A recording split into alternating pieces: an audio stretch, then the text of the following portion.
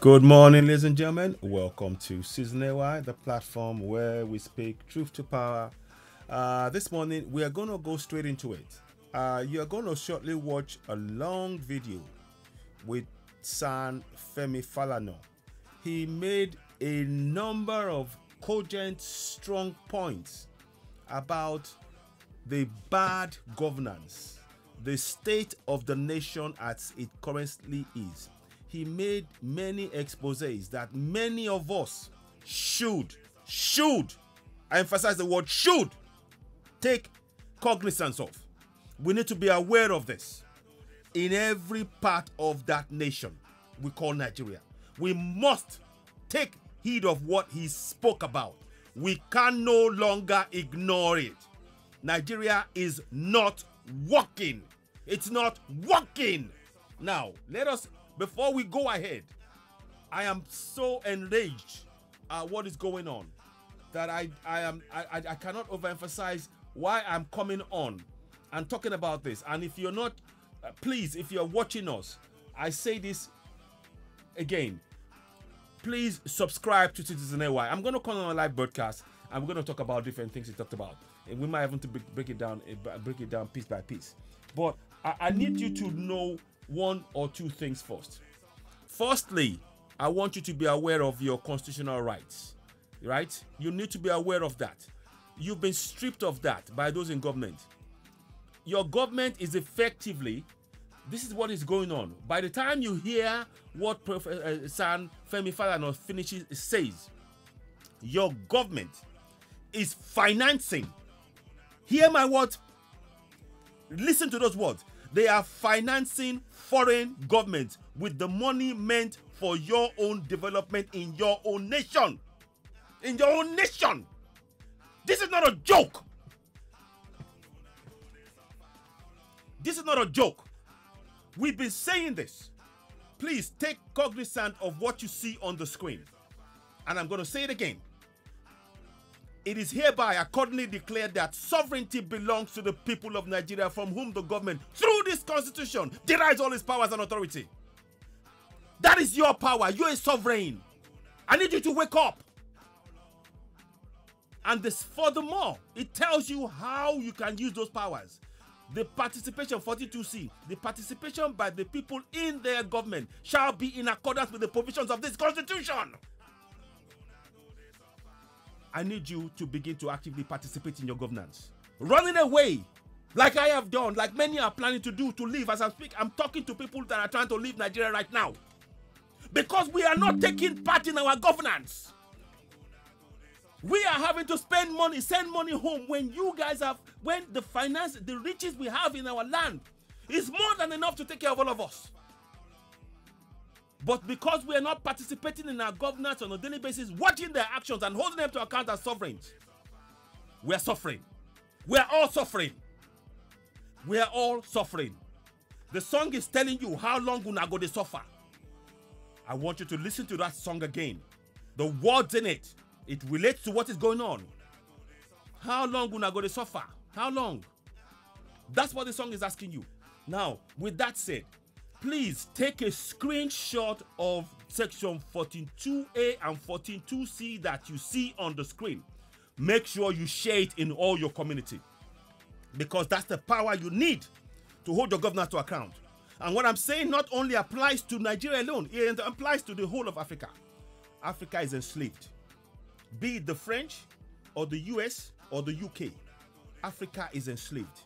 It is our working together collectively to free ourselves, starting with exercising our sovereignty, such like I'm talking about Nigeria, that Africa will truly be free. Africa is not free. The economic systems that we are participating in is exploiting Africa. And you will shortly hear, and this confirmed by Femi Falana. I want you to listen intently, and I might interject as he continues with the broadcast, but please share what you see on the screen. You need to have this as part of your daily mantra. Those two things on the screen, have it as your daily mantra before you leave your house. It is of immense importance. If we are to get Yoruba Nation, we have to first make sure we participate in the governance to ensure that we put a referendum inside that constitution for us to go for self-determination. Without that, we can't get Yoruba Nation. Let me be perfectly clear. I want Yoruba Nation. but we cannot get it in the current situation unless we begin to participate in our governance. So I'm making that perfectly clear. Now, let's go forward. I'm sorry if I'm staying this morning, but we need to say what is being to be said, clearly, without, clear, unambiguated, unambiguous manner. We have to be very, very clear about what we're saying. We need all of us to begin to participate in our governance on a daily basis. It is a must. Without that, Nigeria will continue to oppress the citizens it's meant to serve. We must participate. Our role is to hold our governors to account using the powers that I'm about to state. Section 14.2a. Sovereignty belongs to the people of Nigeria, from whom the government, through this constitution, derives all its powers and authority. 42. 42c. The participation by the people in their government shall be ensured in accordance with the provisions of the constitution. Those are things we must take control of, take heed of. Learn it off head. Know it by heart, and begin to actually practice it collectively. We are collectively sovereigns in all over 774 local government areas. Let us begin to use those powers to monitor and hold our governors to account. Because we are not holding them to account, they are carrying out all manner of illegal acts on us, oppressing us in our land. Enough is enough. It requires our collective effort. Let's carry forward. Let's go forward. Now, between now and then, I'll be playing. You'll be seeing this on the screen. I might even be rolling it somewhere. I'm not quite sure, but it's too small. It's too big to be able to be rolling across the screen. But we'll see what we can do with it maybe later on. But I'll leave it here on the side, and then I might bring it back and forth. So let me start off here anyway. So let us now hear San Femi Falana. Please take heed of section 14.2a and 14.2c. Begin to use that in your communities every day, right now. Each one teach one. When you know it, teach somebody else. It is in English, it is in Yoruba, it is in Igbo. English, Yoruba, Igbo, and then of course Pidgin English. So we've got in those versions, and I will show you again. I've done something like that. I'll bring it up again. I've shared it before, I'll share it again. But let's listen. Please listen. And of course, as ever, I'd like you to go ahead and subscribe to Citizen AY, the platform where we speak truth power. We come here and speak facts. We're not telling you about the problems. We're trying to tell you about the solution to the problems. And one of the solutions is for us to begin to exercise our sovereignty. That is the solution to the problem. And that is why we keep showing you these powers. Those powers you see on the screen, those are the powers that we possess that you can use to hold our governor to account on a daily basis. And they have to comply because it is in that fraudulent 1999 constitution. Even though we want to, we need to make review, it has to be reviewed, it has to be redrawn, and a referendum has been put in. The powers that we see there, we can use them. I want to encourage everybody watching us to begin to practice and read and learn those powers and begin to use it in every community. You are your own savior in your own community. You participating, exercising your sovereignty. You become your own savior in your own community. I want you to believe in that. I need you to believe in that. And that is the only salvation out of the mess that we're in. I'm sorry if my voice is tired, but let us... Well, some of the issues raised in that report, he's a senior advocate of Nigeria. Good morning. Thank you for coming on today, sir. Good morning. Well, yeah, that's what we're focusing on these days. The economy. How the state of the nation. Us out of this, quote, doldrums that we are in at the moment. But those measures that has just been announced, how far-reaching do you think it will be? They are temporary measures. Some of them are quite diversionary. Thank you. And the people in government have not addressed the root of the crisis. Thank you. Which is the dollarization of the economy. Thank you. Listen. Whatever palliatives that are announced, you see, it will be eaten up. You see, by the dollarization of the economy. You need to listen. The dollarization of our economy, whilst other countries are trying to divest themselves from dollar, we are putting ourselves in a mess. We need to understand what is going on. Let me see if I can find you a video. I hope it works. I hope I've got it here. We will try and find you that video and put it in the middle of it. Sorry, but let me just put it here. I need you to understand this is not a joke anymore now. This is no longer a joke now. It's not something to laugh about. I'm going to play this in the middle. I need you to understand. You see, Other countries are de-dollarizing. They are de-dollarizing. Sorry, let me just make that. And we are going the other way. When he talks about dollarization, other countries are doing exactly what I'm about to play to you. So give me a minute. I just want to make sure that taking, is that correct? Let me see. Yeah, let me just do this. I'll do this real quickly. Sorry. So here we go. Listen to this now. I want you to listen. Listen to this now. And we need to take heed of this. This is what the BRICS countries, Britain, Brazil, Russia, India, China, and South Africa, they are moving away from the dollar. And we are wedding ourselves into a system that is oppressing us in our own land. We need to wake up. Listen. Yeah, this is for educational purposes only. Educational purposes only. You see? All right. Listen. You guys see this. The BRICS currency is going to be coming out in November. You see? And it's going to be 55 American dollars to every one BRICS dollar. You see that? Now, listen. Some may sound like numbers, but let me share with you what the real numbers look like. Because the dollar is about to crash in comparison to this BRICS. For example, if you make $45,000 a year, that's an annual salary. Listen. That will now be worth only 818 BRICS currency dollars. Did you hear that? $45,000 is now just $818. You see that? BRICS dollars. You see that? Okay. What if you make $100,000 a year? That's now only 1,818 BRICS dollars. You see? $100,000 is 1,818 BRICS dollars. If you make $300,000 a year, that is now 5,454 BRICS dollars. 300,000 is now 5,454 BRICS dollars. If you make $500,000 a year, $500,000 a year American dollars, that is now only worth 9,090 BRICS dollars. You see that? Can you see that? Now, let me play it again. I want to play it again because I need you to understand what is going on here. And we need to wake up. We need to wake up. And those of us, this is something that we can do ourselves. We need to begin to use the powers of sovereignty that we possess right now. Okay, let's do it again. This time, we're going to do it again. Let me see, is that it? Okay, we're going to do it again. Give me a minute.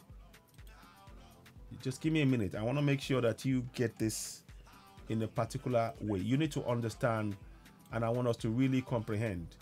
There were some distractions there that I didn't want, so I'm going to make it work for us in a way that will work now. So, anyway. So, I need you to see these things closer. No distractions this time. Nothing to really, put things in your way, as it were. Because you need you to understand that. Now, let's play that again. We're going to play it again. So, it says BRICS currency 55 to 1. You see that? BRICS currency $55 to 1 BRICS currency. What the US currency is currently doing to Naira is what the BRICS is going to do to the dollar. And if it does that to the dollar, what do you think will happen to Nigerian money? The Nigerian money is going to get even more worthless. People will fight themselves because we're staying in a system that is impoverishing Africans despite the resources coming from Africa. We need to wake up. Listen again one more time. Yeah, this is for educational purposes only. Educational purposes only. All right, you guys see this. The BRICS currency is going to be coming out in November.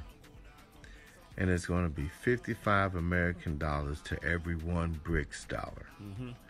Now, to some, it may sound like numbers, but let me share with you what the real numbers look like.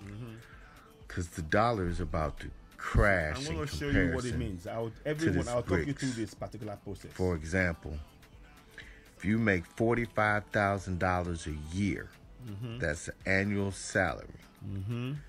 That will now be worth only 818 BRICS currency dollars. Okay, so watch that now. Let me pause that for a second.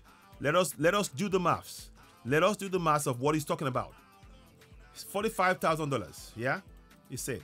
So let's go and do that. I want you to understand, because I'm trying to walk you through $45,000 divided by 55. Yeah, that's what it means. It means that you're making only $818,000 because the value of the dollar has been decimated by the BRICS currency. That is what we're facing. The dollar that we are chasing after in Nigeria and refusing and tying. We are asking for money to things. You will shortly hear Sanitarian African of Nigeria telling us that people are now asking for money for paying of goods, services, even for airplane, for school fees, for rent, for everything in dollars, when we are not a part of United States. That is a mental enslavement. We need to wake up. This is what the BRICS is going to do to the foreign American currency. It's going to decimate it. So listen to the next thing he will say. Then I'll again come back. $5,000 is now just $818. You see that? $45,000 is just $818. That's what you see on the screen. Go back again. In BRICS dollars. You see, in BRICS dollars. Okay. What if you make $100,000 a year? So $100,000. Let's go and look at that again. $100,000. You need to understand. This is very important for us to understand. So let me do it again. $100,000. You've seen it doing it on the screen. Oh, sorry. One more time. Sorry. 100 divided by 55. What happens? Only becomes $1,118. That's just at 55. Remember, Naira, 1,000 Naira is only worth $1. You see what's going on? 1,000 Naira is only worth $1. Now $1, 55 for one BRICS currency, it will take $55. We must wake up. We must de-dollarize. Our economy is being decimated because we are wedded to an economic system that is impoverishing us in our own land. Wake up! You are a sovereign. Begin to use those powers. So let's listen on again. That's now only 1,818 BRICS dollars. 45,000. $100,000. 1,818 BRICS dollars. On the screen, you see? If you make $300,000 a year, that is now 5,000. So he said $300,000 a year. Again, I'm breaking this down for us, so we need to understand what's going on. 300,000. So let's go ahead and do that. 300,000, yeah, divided by 55 BRICS currency. $5,454. That's what it's worth. You see? You see that? It makes the dollar worthless. We need to de-dollarize very, very quickly. The economic system is impoverishing our nation. Those who are in government, listen. We need to de-dollarize sharp. We must tie our currency to our mineral resource, gold. We have 600,000 tons of gold. You will also hear Femi Falana talk about they've taken gold away from our land. We need to wake up. This is not a joke. When you get this broadcast, share. We need to wake up the minds of millions right now. So 300,000 Naira dollars is now only what? 5,454. Because the BRICS currency, for every BRICS currency, it is worth $55. The one BRIC currency takes $55 out of the African economy, of the US economy. We must stop following this crazy policy of economical madness, of tying ourselves to to a currency that is impoverishing us in our own land. We must wake up. So listen to them one more time. 454 BRICS dollars. 5,454 BRICS dollars is what you see on the screen that I did there. I just did the maths up there. 300,000 is now 5,454 BRICS dollars. You see?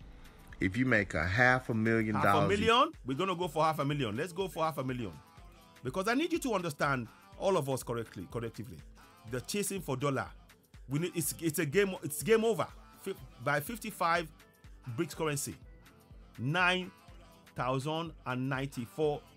$500,000 is only worth $9,000. We need to wake up. Tying our economy to a US, even when and it's actually going against you will hear San talk about it. It is breaking the law to spend dollar as a legal tender in Nigeria. When are we going to wake up? This is madness. This is economic madness. We need to wake up. Go ahead. Year, $500,000 a year, American dollars. That is now only worth 9,090 BRICS dollars. You see that? You see that? So I need you to understand. I needed to put that in the center of this. Please share. Share this broadcast. Share this broadcast. Share. Wake up, people. Those of you who are abroad, who are those of you holding dollars, you in the US, you need to wake up. Nigeria, every single Nigerian that's in the US, we need to wake up. The BRIC currency is where it's at, and we need to first and foremost make sure that we tie the Nigerian dollar and Nigerian Naira becomes the only currency we accept on our own country, and we trade only in that. We link it to gold right now. No excuses, no ifs, no buts. Now, I told you before, so we're gonna bring this down. I told you before about the 600,000 tons of gold. Let me give you the evidence of it. I'm just going to quickly go in here of 600,000.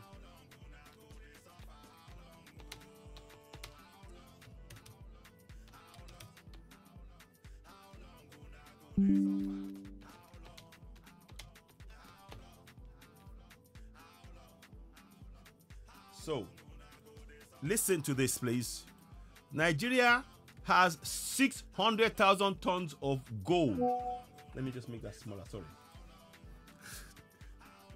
Nigeria has 600,000 tons of combined estimated reserves of alluvial and primary gold deposits in Nigeria. This is by Oxford Business Group. Oxford Business Group. Go and Google it. 600,000 tons. What we are saying right now is for Nigeria to link our Naira to that gold with immediate effect. Not to the dollar. The dollar is taking away our own wealth. We need to understand this. This is what must happen. The dollar is crashing right before our eyes, and we need to wake up. Now, let's go forward. So I'm putting that down as a reference point. You can see it on the screen. I'll see if I can put the link up later. So, let's go and listen more to what he's saying. And you're not in control. As long as these guys in government are not prepared to strengthen the Naira, to make the Naira the only legal tender in Nigeria. Did you hear? It must become the only legal tender in Nigeria. These guys they're impoverishing us in our own land. That's why I remind you of this, please. I remind you of this. You are a sovereign. Sovereignty belongs to the people of Nigeria, from whom the government, through this constitution, derives all its powers and authority. We need to exercise those powers right now. We participate in our governance, holding them to account. Section 14(2)(c). The participation by the people in the government shall be ensured in accordance with the provisions of this constitution. And those powers mean that we can hold them to account. We can demand that they do what we tell them to ensure that the Naira becomes the only legal tender in our country, because we are sovereigns and that is what we want. Because we are being impoverished. For as long as we allow the dollar, which is foreign to us, that is being used to take away our wealth, to reign supreme in our own land, we are being impoverished. That's why people are leaving the country in their droves. We need to wake up. Just listen on. You are not going to go far. There you go. And I mean, speaking from a legal perspective, I've had to sue the Central Bank of Nigeria. Listen. The Federal High Court. Because Section 16 of the Central Bank Act provides, or has imposed a duty on the Central Bank to... So, okay, let's go and look at that Section 16 as we talked about right now.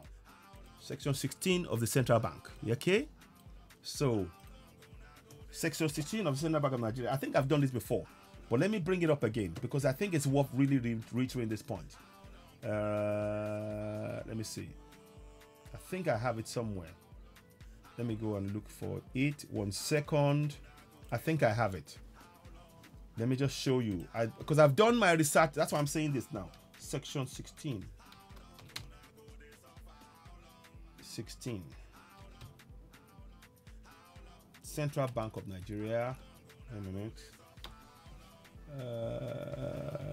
Documents. 1 minute. Central Bank. I know I have it somewhere. If I don't bring it up, if it doesn't come up, I will bring it back again. 1 minute. I know it's a bit long-winded what I'm doing, but we need to understand what is going on here. Okay, it's not showing up. Okay, I've got it, but I know I'll find it. I know I've done it.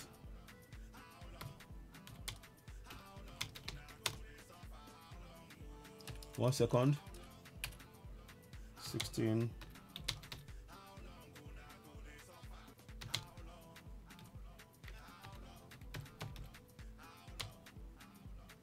One second, please.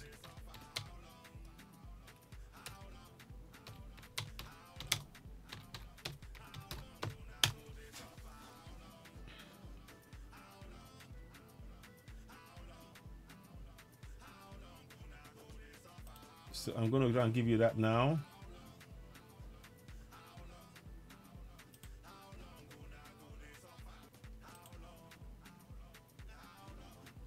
Okay, so I've done this before. I know I've done it before. I knew I had done it before and I've saved it, but I think I got it now.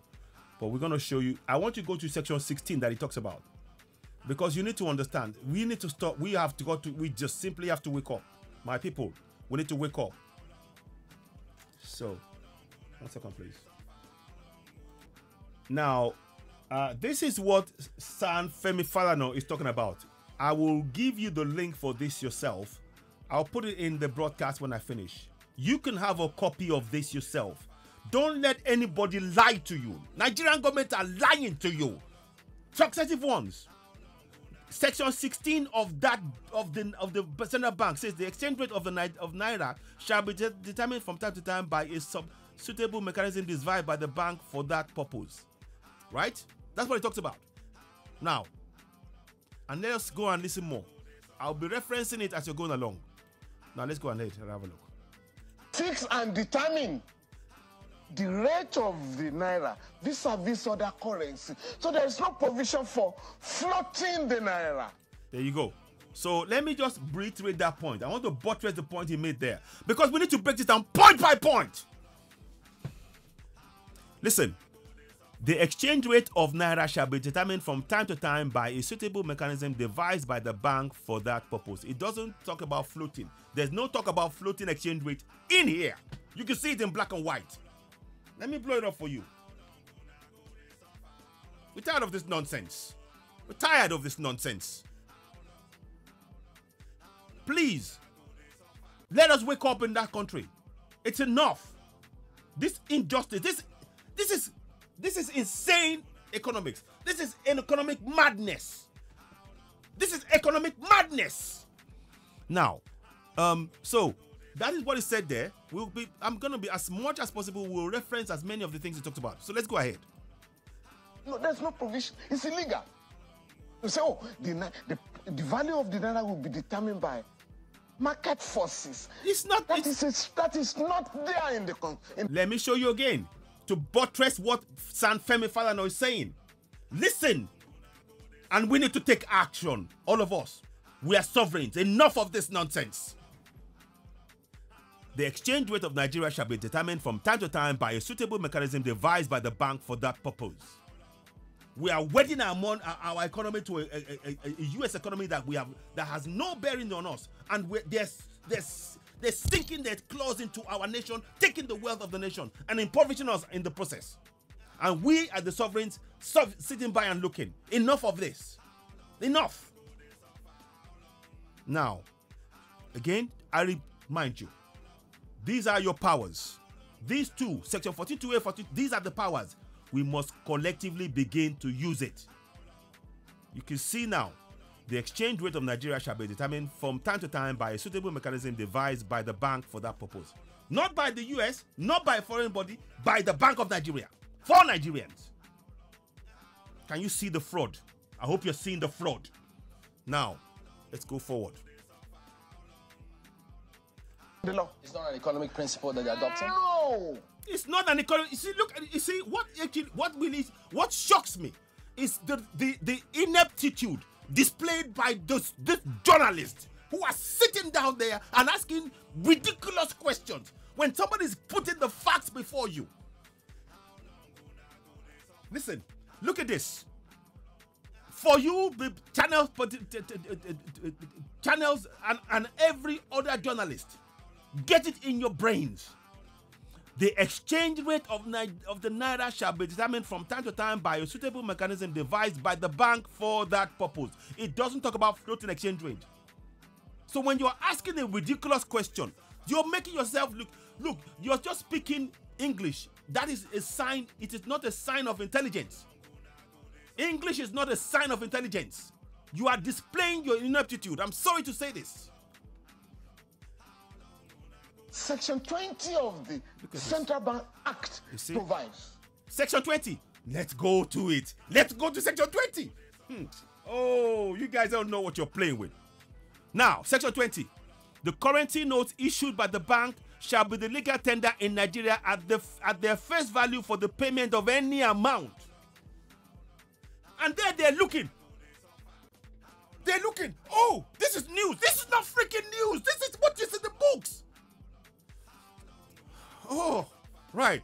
Okay. That the only legal tender in Nigeria shall be Section 20, subsection 1. Let's go and look at it. Section 20, subsection 1. Follow what he's saying. We are breaking this down line by line. You see?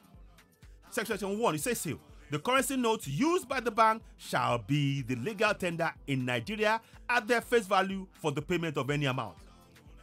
Son, Femi Falana, with respect, sir, you have a photographic memory.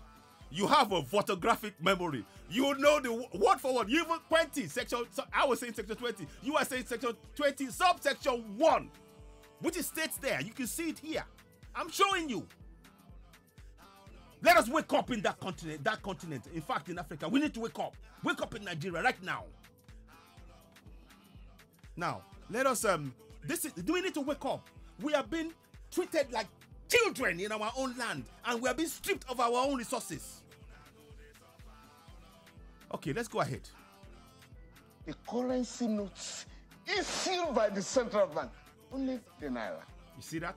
Section 20, subsection 5 provides. Now, let's go there again. These are things we need to know. The journalists who are sitting in that place cannot just come. If you're going to be a journalist, does research. I don't see them doing any research. They're just regurgitating what they're told. Use your brain. Right, section 20, subsection 5. It talks about it. It shall be a person who refuses to accept Naira as a means of payment is guilty of an offense and liable on conviction of a fine of 50,000 Naira or 6 months imprisonment, provided that the bank shall have power to prescribe the circumstances and conditions under which the currencies may be used as a medium of exchange in Nigeria. Can you see that? Can you see the economic madness? I hope you're seeing it.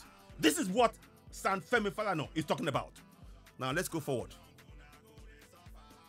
Anybody who spends any other currency in Nigeria without the approval of the central bank has committed an offense. Let me remind you again.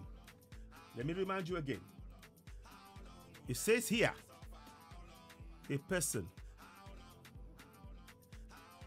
it says here, who refuses to accept Naira as a means of payments is guilty of an offense and liable to conviction or fine of 50,000 Naira or 6 months imprisonment. You see that? That's what he's talking about. That's what Femi Falana is talking about. Let's go ahead. I shall be prosecuted. You see? The penalty is 6 months imprisonment. Do you get? Did you hear? 6 months imprisonment. Let's have a look at this. I'm showing you. You know, I showed it to you. Let's remind you again. San has a photographic memory, and I salute his knowledge and understanding. As a senior officer of Nigeria, he knows what he's talking about. 6 months. You see that? That's what he said. It's there. It's there in black and white. We need to wake up in that country. All of us. Now, you ask yourself, why does a government, a Nigerian government, allow properties to be sold in dollars, rents to be collected in dollars, some school fees to be paid in dollars, and everybody looking for dollars? You want to go to Mecca and Jerusalem, even to pray weekly in Mecca, you look for dollars. Everybody attending conferences abroad, look for dollars. So there's so much pressure on the dollar. All manners of goods. It goes against our laws. That's why you need to exercise your powers of sovereignty. A person who refuses to accept Naira as a means of payment is guilty of an offense and liable for conviction on conviction to a fine of 50,000 Naira or 6 months imprisonment. Now, we know 50,000 Naira is worthless, but in today's money, we can do that. We can quantify it in today's money, because that's what we need to do.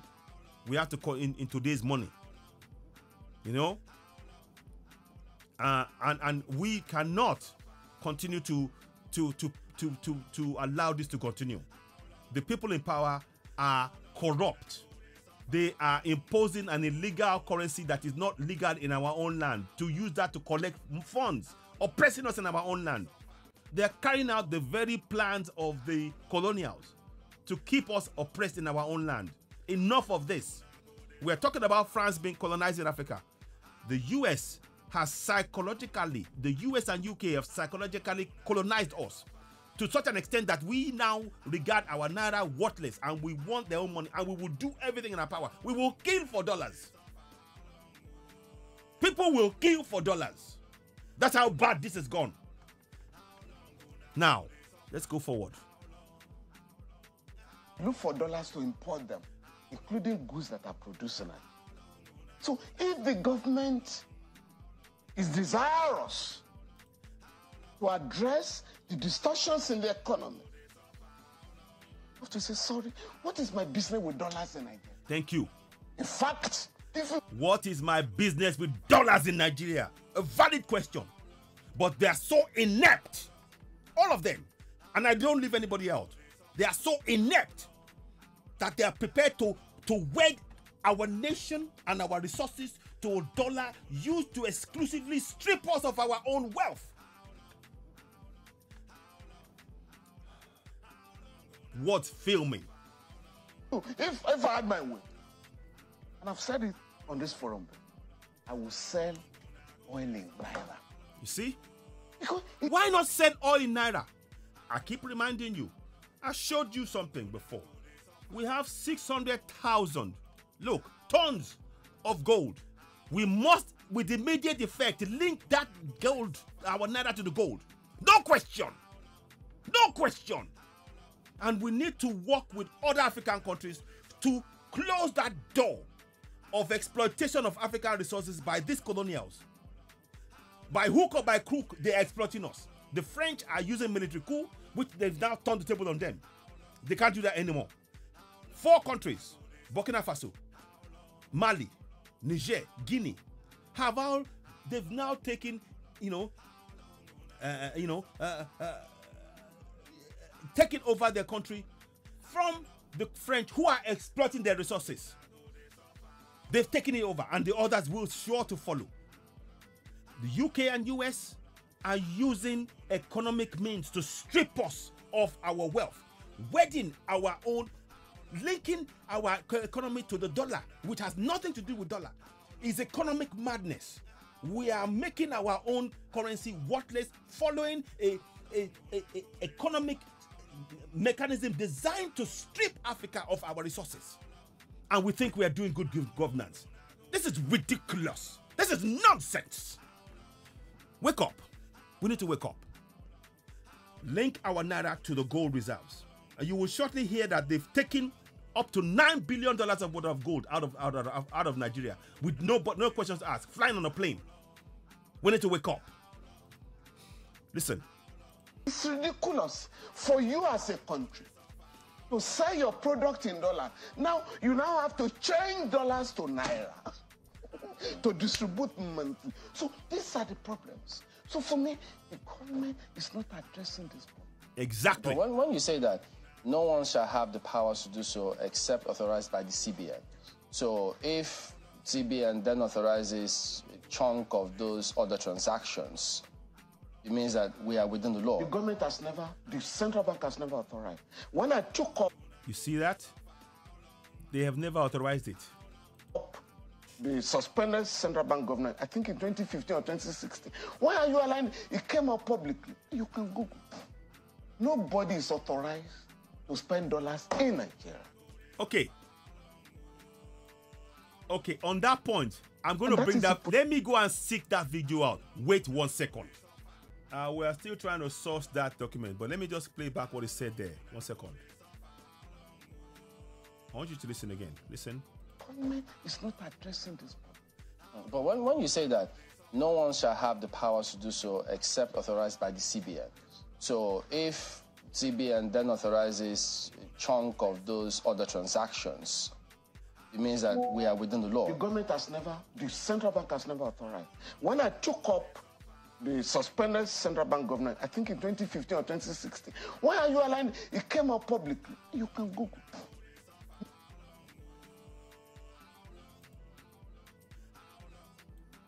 One second. I want to find out for you before I bring it up. So I want to bring it up.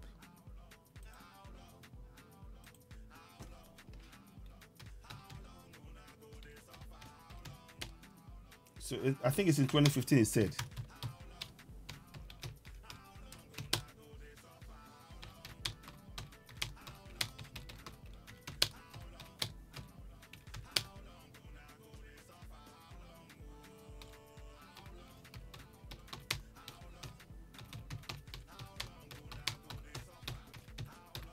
So let us just, I want to just track that particular one to make sure that we understand this thing. I hope you can find it.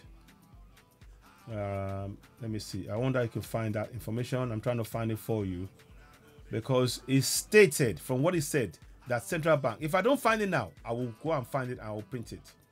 So it says that, you know, in effect, that we shouldn't, nobody's allowed to in 2015.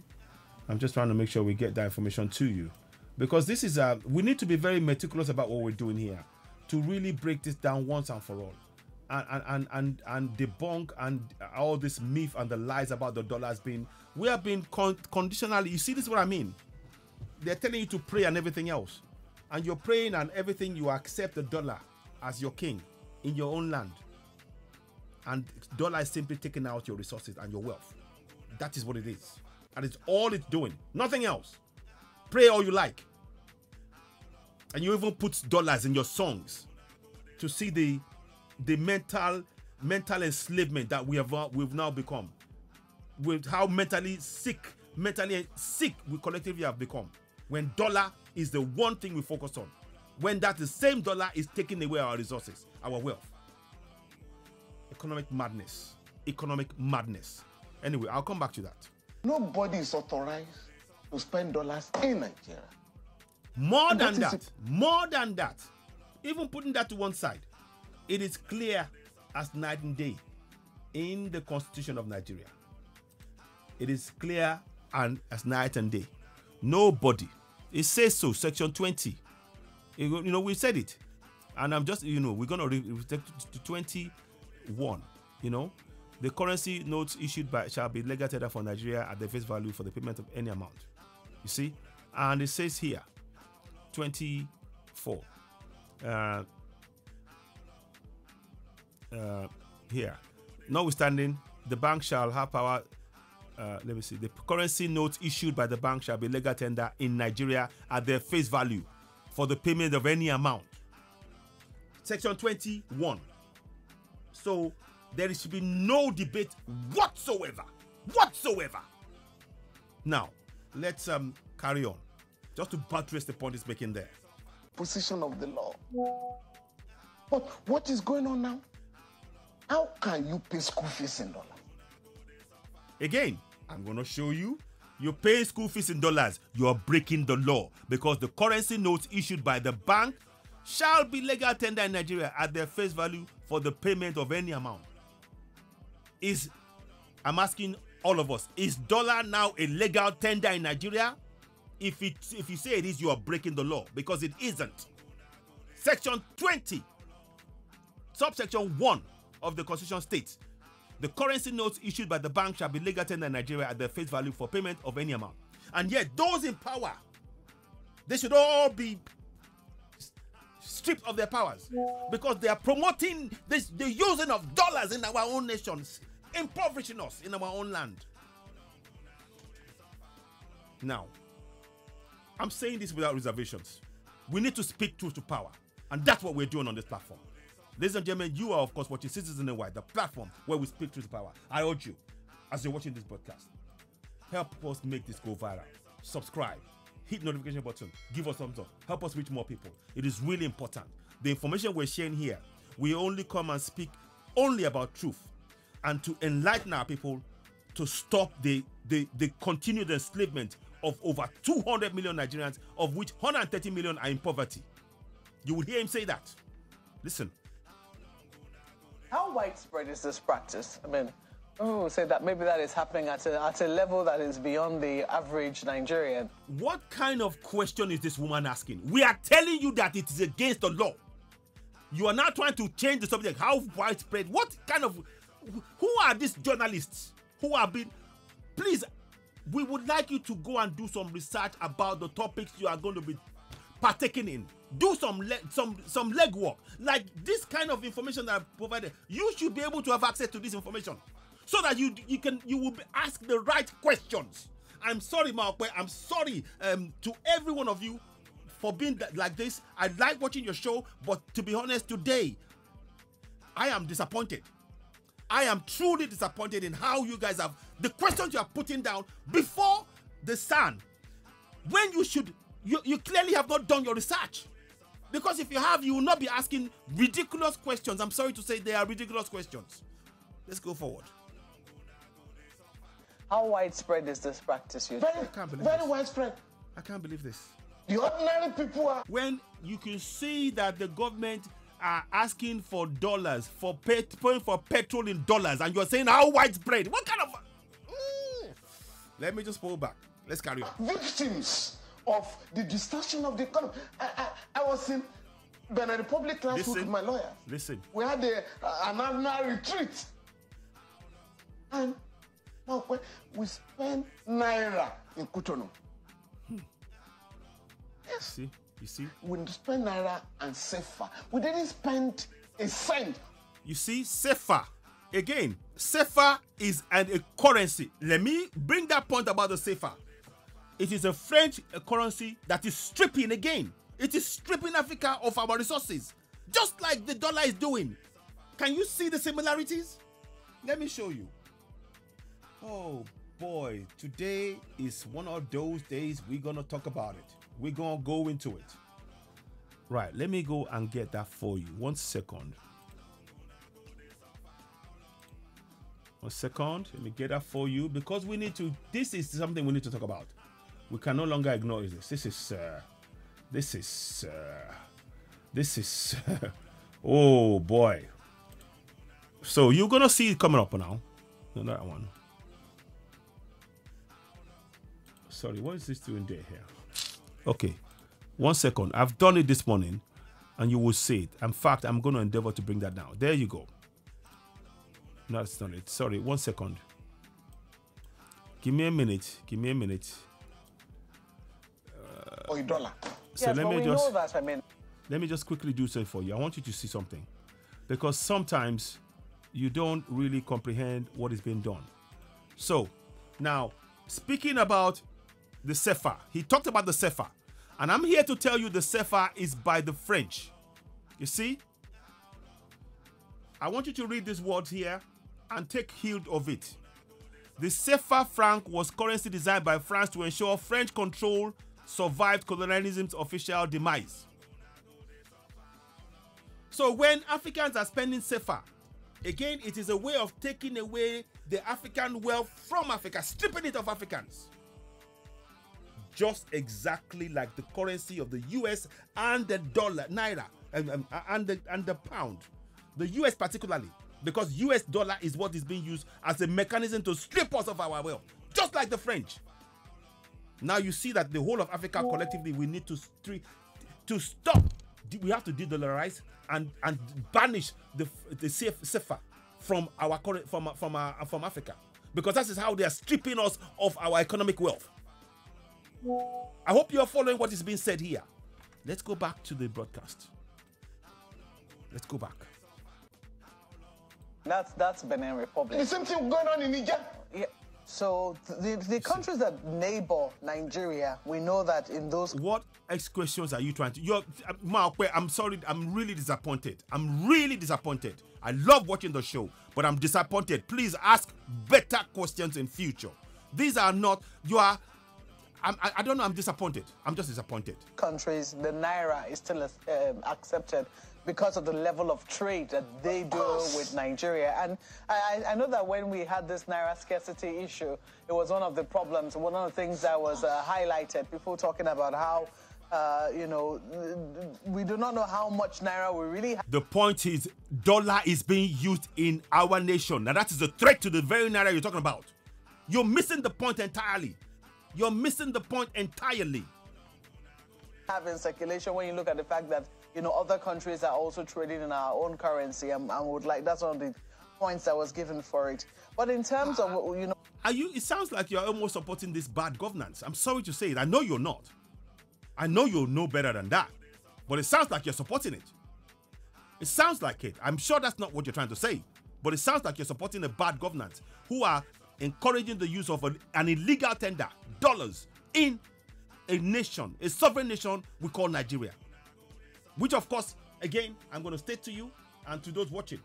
It states, Section 20, the currency notes used, let me make it bigger.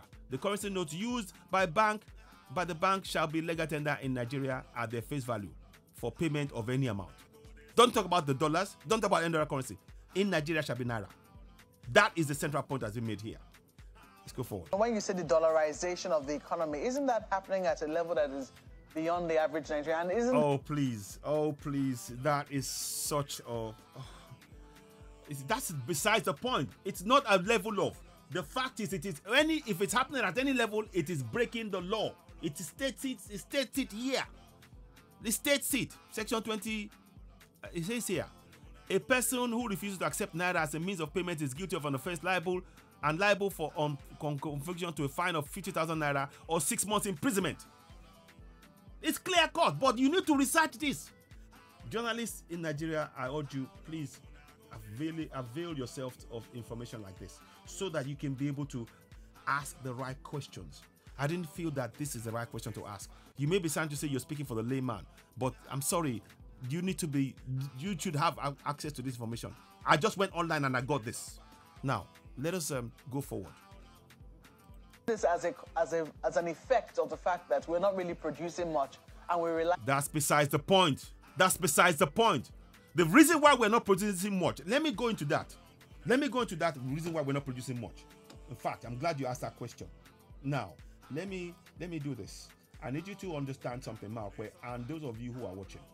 As we speak, the reason why we are not producing much, a case in point, the refineries. Let's go into that. 1 second. I just need to find where this is. And we need to be very, we need to be asking the right questions. I'm sorry. I don't feel that this is, but let's just, let's go here. So now, let me see. Okay. Markwe, for you and for those of you who are watching, I would like you to be very aware of this. You see these 4 refineries. We're not manufacturing much because we are importing processed oil, the very thing that those who the colonials want us to continue to do. They don't want us to be able to manufacture so that they can continue to extract our profits, our own wealth from us by the process of processing, sending us processed goods, whilst we send them unprocessed goods, and they can charge us whatever for it, and it keeps us impoverished. That's the thing you should be asking at. This is why we're talking about the need for the refineries, these 4 refineries, to be fixed, Markwe and others watching. That is why it is important to fix the refineries. Let me give you another information here at this juncture.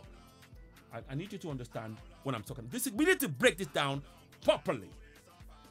Now, let me go and get you this one. Let me see it now. 1 second. Let me see. Okay. You need to see this information coming up. Oh, come on. Sorry about this. I don't know what's going on. Give me 1 second. Let me just get that sorted out. I don't know why it's decided to do that. It's just been very diplomatic and, very, very difficult right now. Okay. Okay, so now it's going to be there now. We're back. Okay. Now, Markwe, and for those of you who are watching, I need you to listen intently. And please share this broadcast. I'll probably come and do this on a live broadcast, but I'm going to share this on my platforms. I recommend you subscribe to Citizen NY, hit the notification button, give a thumbs up on YouTube. Very, very important. That's a platform that we use. But let's go forward. Now, I'm here to really make sure you understand exactly what is being done here. 1 second, can I make that back? Okay. Okay, so let me just, I want to make sure that you can see. Now, if you look, in 2020-21, we exported $667 million. Yeah? In 2021. But we imported $11.3 billion worth of processed oil. And the principal reason why that is the case is because these 4 refineries have been run to the ground by Mele Kyari and NNPC. It is economic madness. We are exporting the wealth of our nation to foreign countries to benefit from. Free of charge. Free of charge. Excuse me.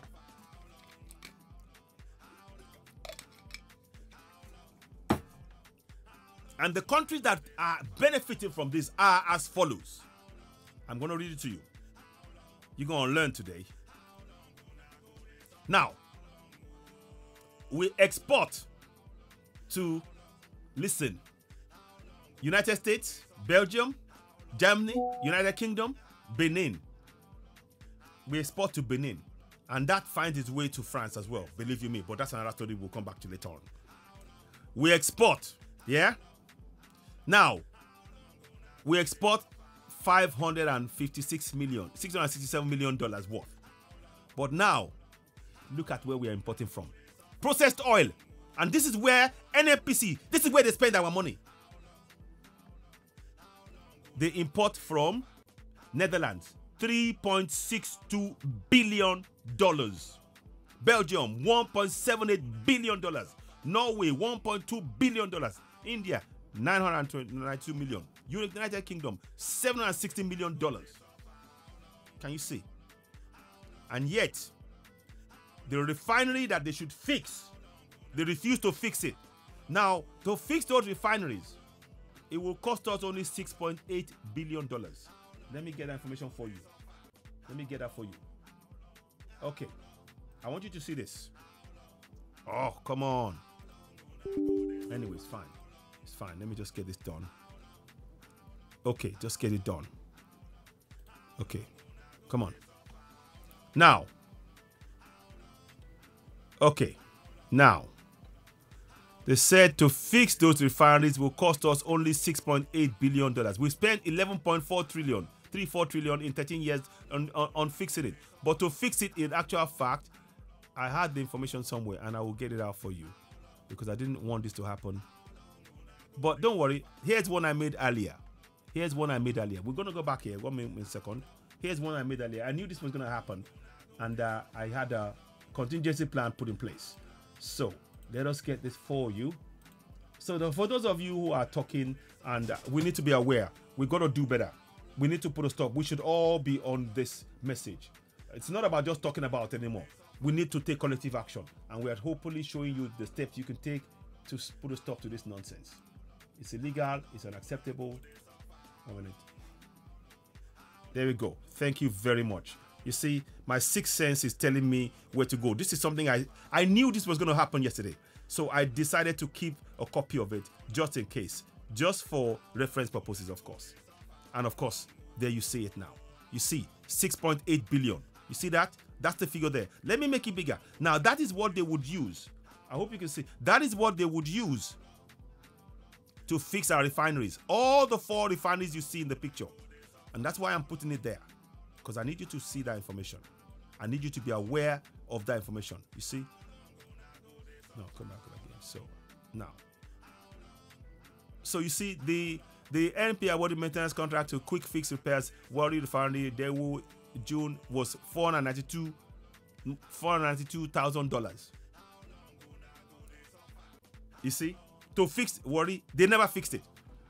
To date, and what they say, the total cost of rehabilitating the nation's refineries from 2010 to date may be put at 6.8 trillion Naira. 6.8 billion Naira. 6.8. Yet they are going to import oil for 2.1 trillion Naira. Where is the economic sense in that, please? Where is it? So when they are talking about, we're not manufacturing, the government is actually preventing us from manufacturing, and they're carrying out the policies of the colonials on us. They're joining hands by ensuring that the wishes of the colonials to keep us impoverished in Africa continues. And they're gladly joining in that, including this current government. That's the reality. So let's carry on. So I'm just showing you so you understand perfectly what is going on. Now let's go forward. Heavily on importation. No, you know what these guys say? I mean, the Central Bank says. Yes, there you go. We want to float the Naira. And the implication is that. There you go. So that is one part. I just showed you one part that is of immense importance to me. Here's don't talk about flotation of Naira. And you will see that when they float the Naira and they're likely to be linked to the US currency, whatever we do in terms of trying to improve the lives of people in Nigeria with the Naira will simply be swept aside by the fact that we're using foreign currency to determine our own policies in Nigeria. And that is disastrous for the nation. Disastrous. You will hear San confirm that. Let's go ahead. Floating a currency is anchored on supply and demand. There you go. Listen. We do not supply dollars. There you go. Because the only product that really earns dollar is oil. There you go. And the bulk of it now, a lot of oil is stolen. There you go. So the government will have to try. How do we stop stealing of oil? Nigeria is the only oil producing country. We are big time thieves. Big time thieves. The only solution to the stealing of oil is to what? Fix the refinery, because it is the oil they steal that they process and they come and sell back to us. Oh. Yeah, okay. Let me just compose myself. Steal oil. 2. Why should we allow any transaction in Nigeria? Thank you. Right? To be, valued in dollars. Thank you. Look at that. Look at that. And I'm saying, look at that. Remember that. See? The legal tender in Nigeria. Yeah. Are the currency notes issued by Central Bank. And there's no amendment to that law. So I'm not talking politics, I'm talking law. I'm showing you. So, and I'm challenging the central bank. Yeah, but isn't this one of the the cause and effect of globalization? Oh, please stop asking ridiculous questions. Stop asking ridiculous questions, Mark. I'm sorry. We're talking about. So, is that your concern? Is it not the lives of the people who cannot eat 3 square meals a day in Nigeria that should be your concern, even as a journalist?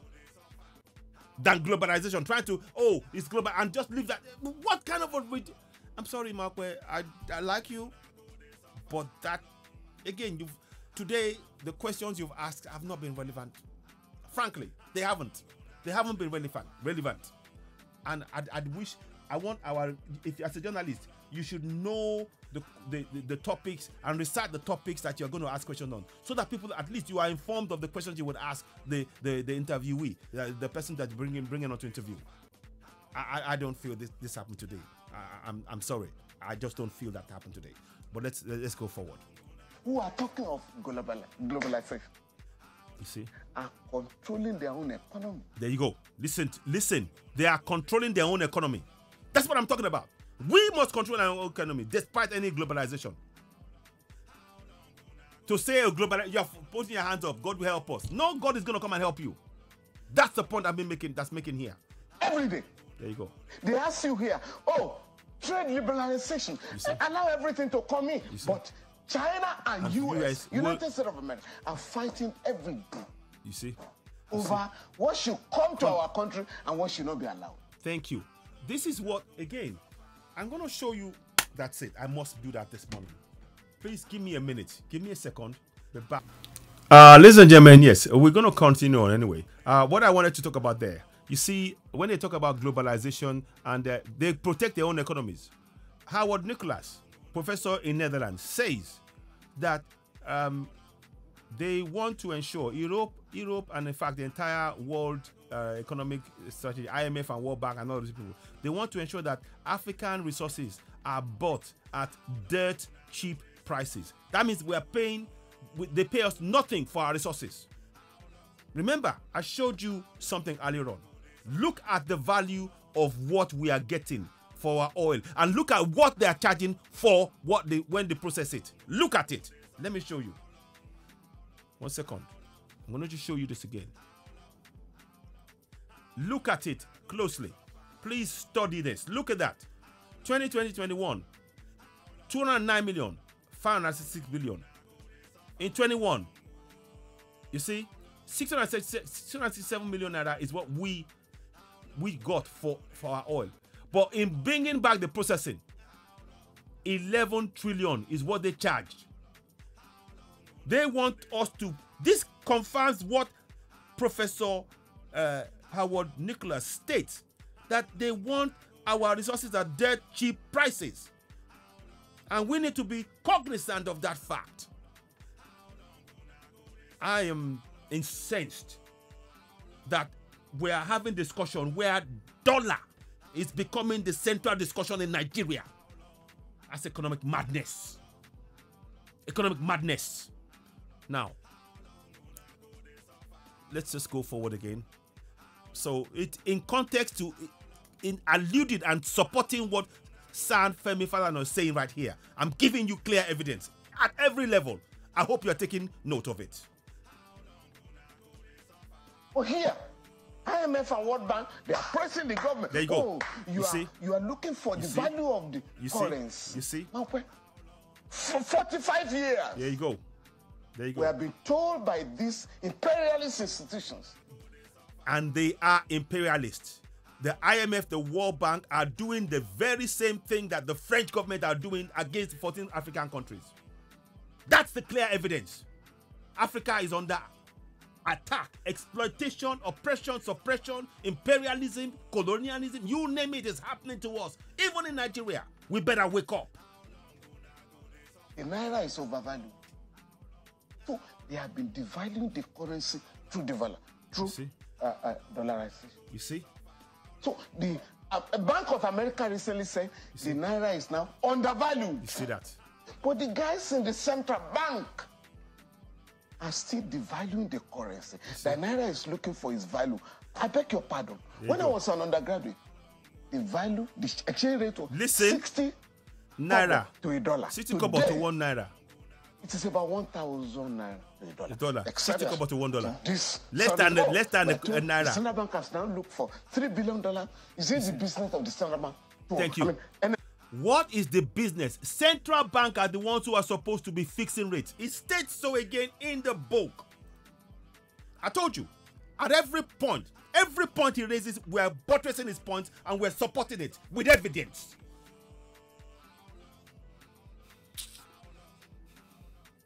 Listen, look at this. The exchange rate of Nigeria shall be determined from time to time by a suitable mechanism devised by the bank for that purpose, not by foreign banks. What kind of nonsense is this? Listen. MPC to run the central bank? Yeah, but Mr. Falana, can we really say that floating the Naira is tantamount to dollarization? Please, what kind of question is that? When you know full well they're not they are telling people to pay for things in dollars. What kind of a question is that? Whatever your name is called. Something Uso, something, whatever.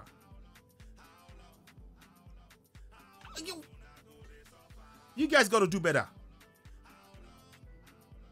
Do your research before you come to the show to ask questions. Ask questions that shows that you know what you're talking about. Respectfully, guys, you got to do better. Well, for sure. But many will say floating the Naira means that, yes, the value of the currency will be determined by forces of demand. Nonsense. Utter nonsense. You know why I say utter nonsense and you're asking the wrong question? Because you're not following. The rate of exchange of Naira shall be determined from time to time by a suitable mechanism devised by the bank for that purpose.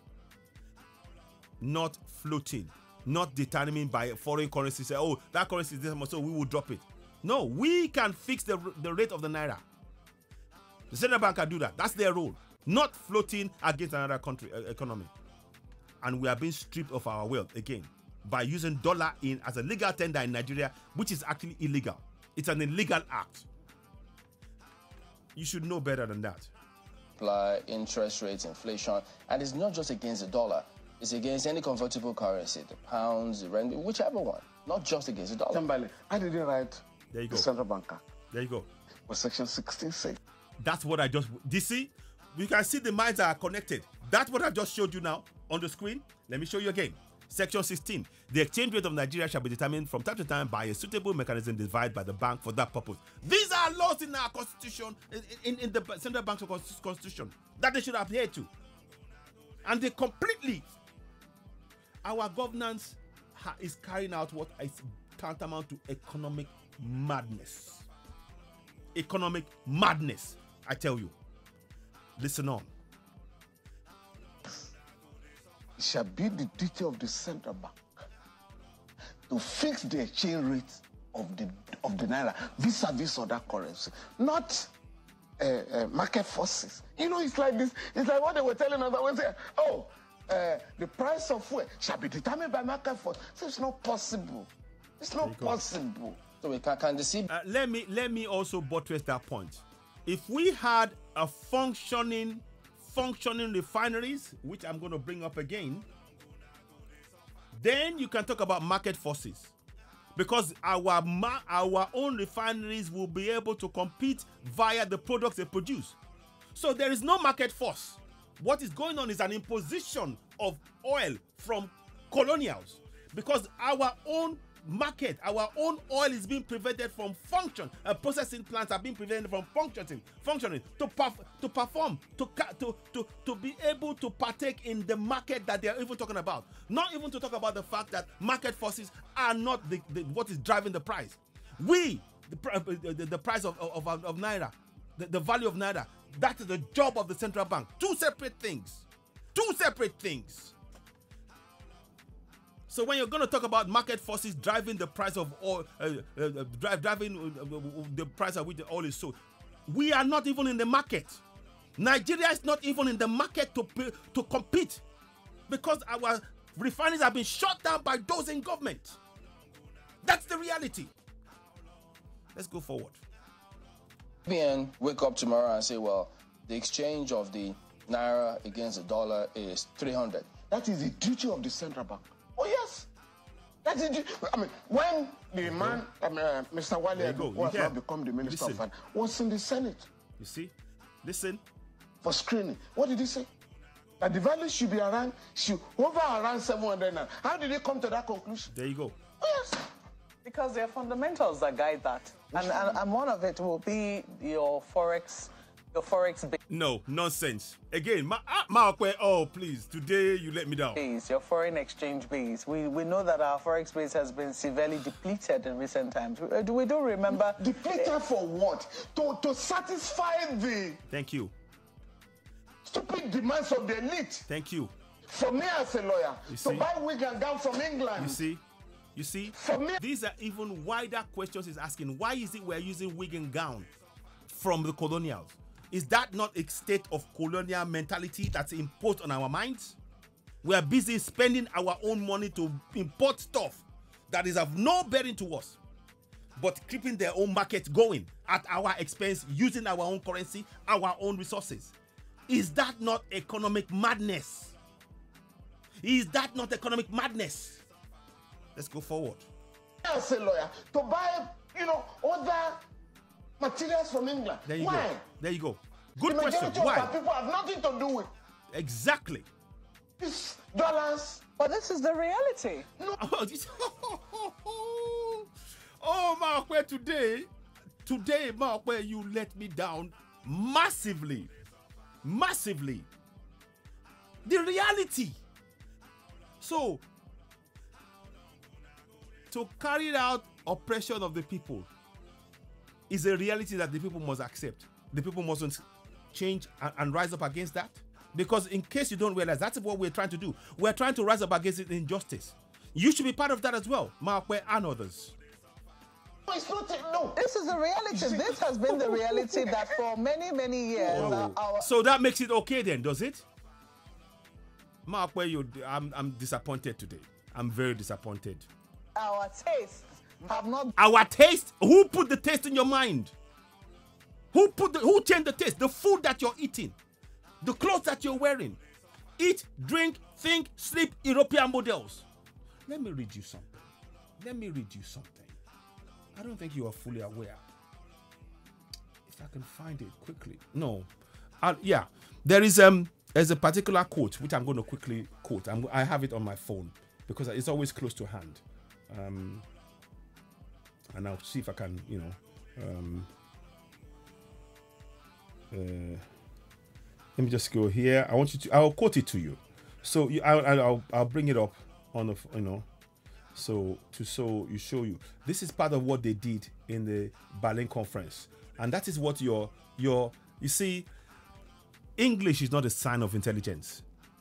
In fact, if anything, it proves a sign of being colonially, mentally enslaved. Because it says here, let me see, I'm going to read that to you now. Yeah, so the injection of colonists, i.e. routine, but also the whitening of the quotidian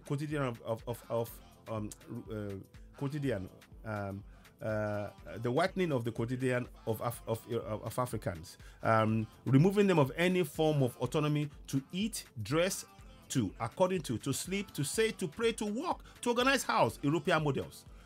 So when Markwe is answering the question now and saying that is the reality, you've been conditioned to accept that reality. And what San Femi Falana is doing is to wake us up from that European perceived reality. It is not a reality. It is a routine that has been imprinted on our mind, and we now see that as a reality. It's a routine that we must break. To wear European wig and everything in Africa, in a hot country, is economic madness. And also we are losing money. It's erasing our culture and also taking away from our wealth. That's how deep this goes. Let's go forward.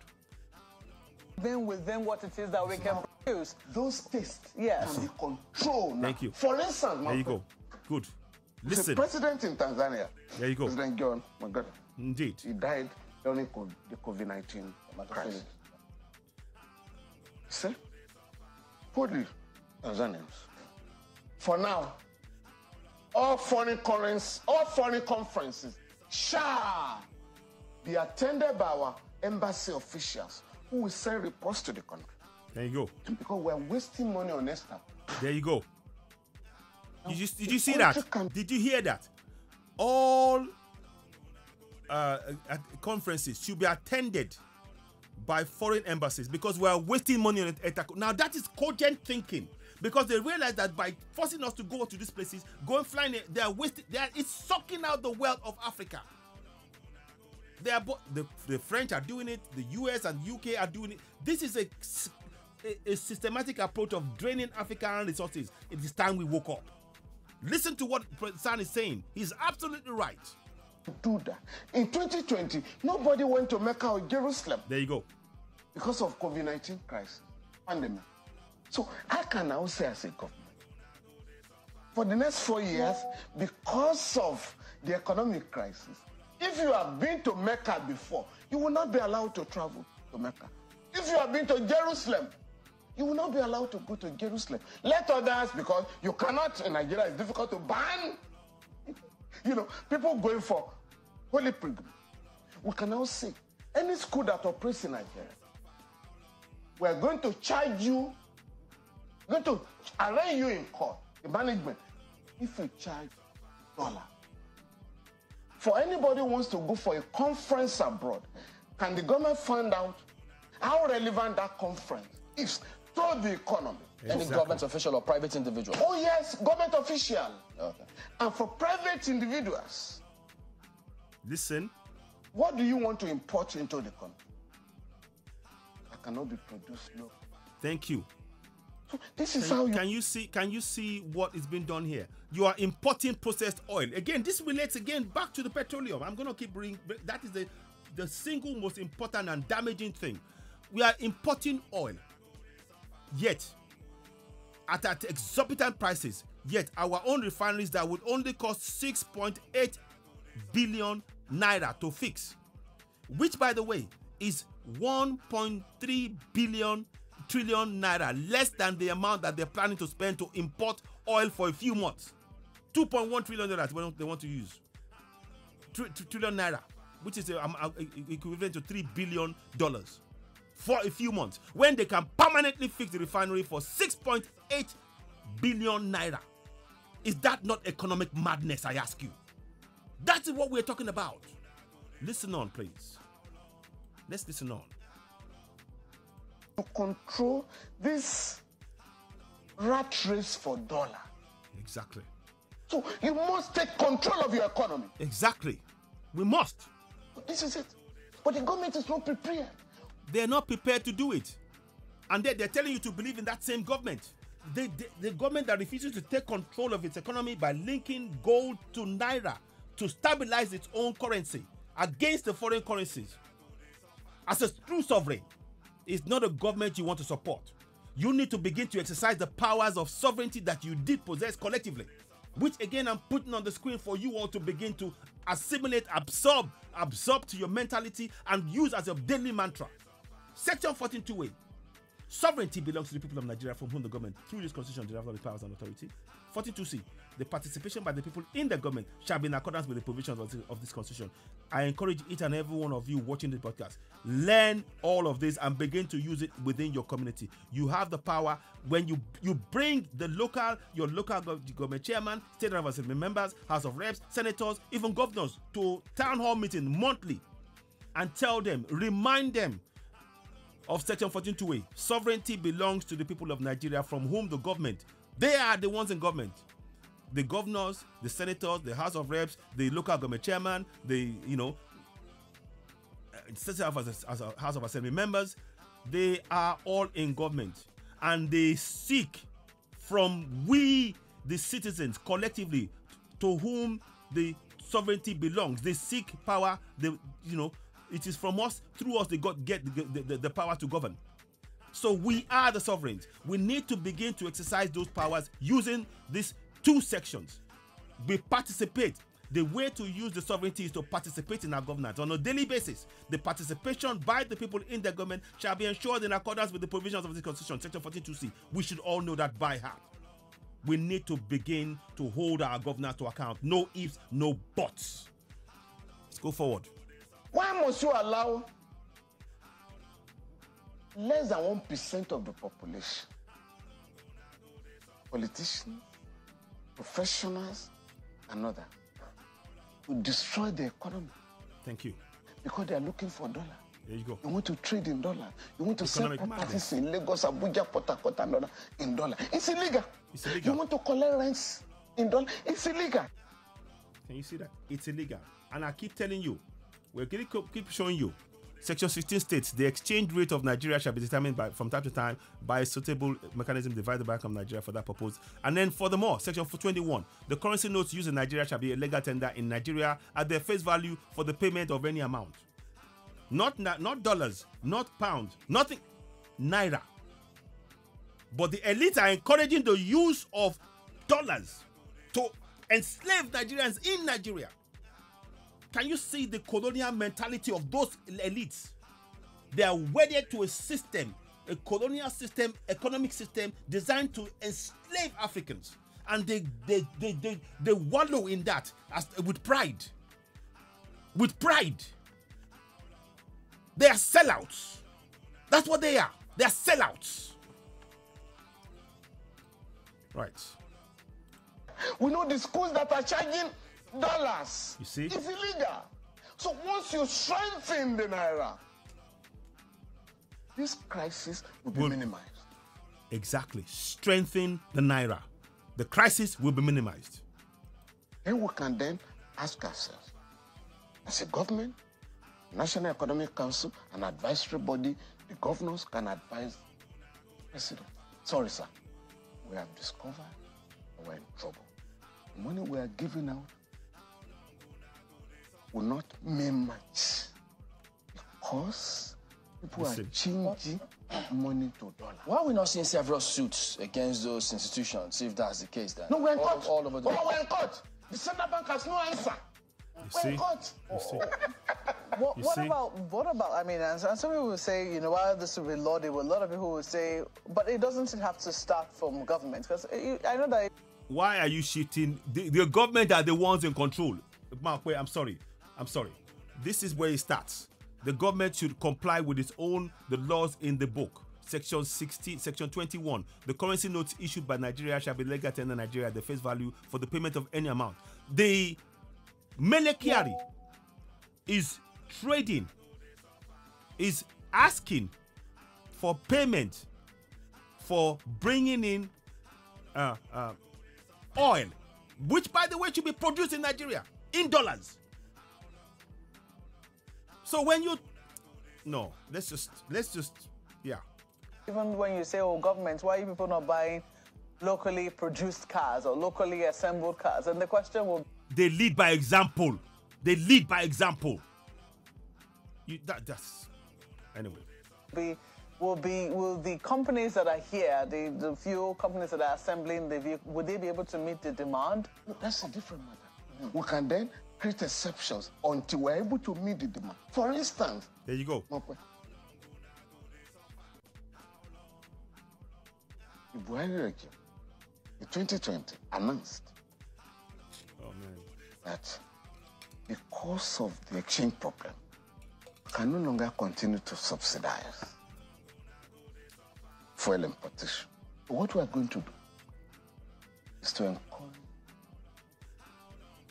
vehicles to be converted from PMS-run vehicles to CNG. And 250 billion naira was earmarked by the central bank for that. Not a kobo was released for that purpose. So I wrote to the central bank recently, under the Freedom of Information Act, what has happened to the 250 billion naira? What did you find out? No, they say, we are looking at our records. Of course, no answer. So we're in court. So these are the issues the government will have to address. Around Benin Delta, around Edo Delta area, not less than 10,000 vehicles are run on CNG. Because it's eco-friendly, it's cheaper. So why is the government not adopting that? Electric vehicles. Zimbabwe. The Chinese were mining lithium illegally. That country said, sorry, exportation of lithium is illegal. No, the Chinese are building a factory in Zimbabwe. There you go. $300 million factory. Listen. Now, we have lithium in abundance here. Are you listening? I said it the other day. We have lithium in abundance. Confirmed now by San Femi Falana. In abundance. Why don't we have those factories built in Nigeria?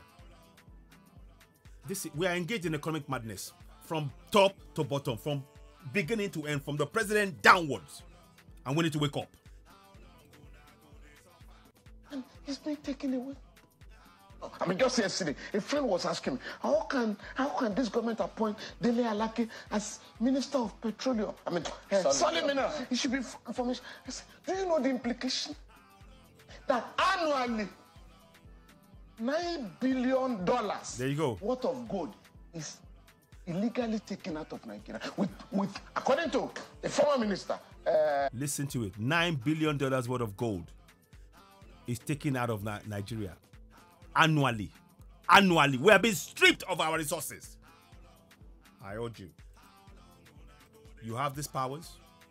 It is time now in every community we begin to use those powers on the screen.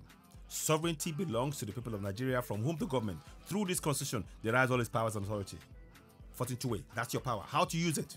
The participation by the people in the government shall be ensured in accordance with the provisions of this constitution.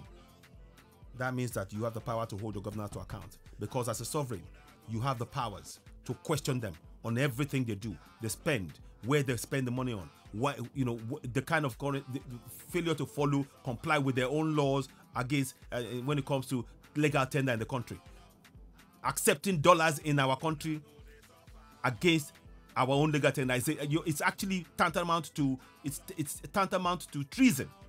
It's tantamount to treason, because we are actually attacking the very sovereignty that we claim to believe in. That's what's going on. Wow. Dr. Oga, two private jets. Oh, yes. $9 billion. Yes, $9 billion. And she's looking as though, look, we just found something. That's not what our job is not to just, we need to ask questions that will lead to solutions. You're actually surprised about this.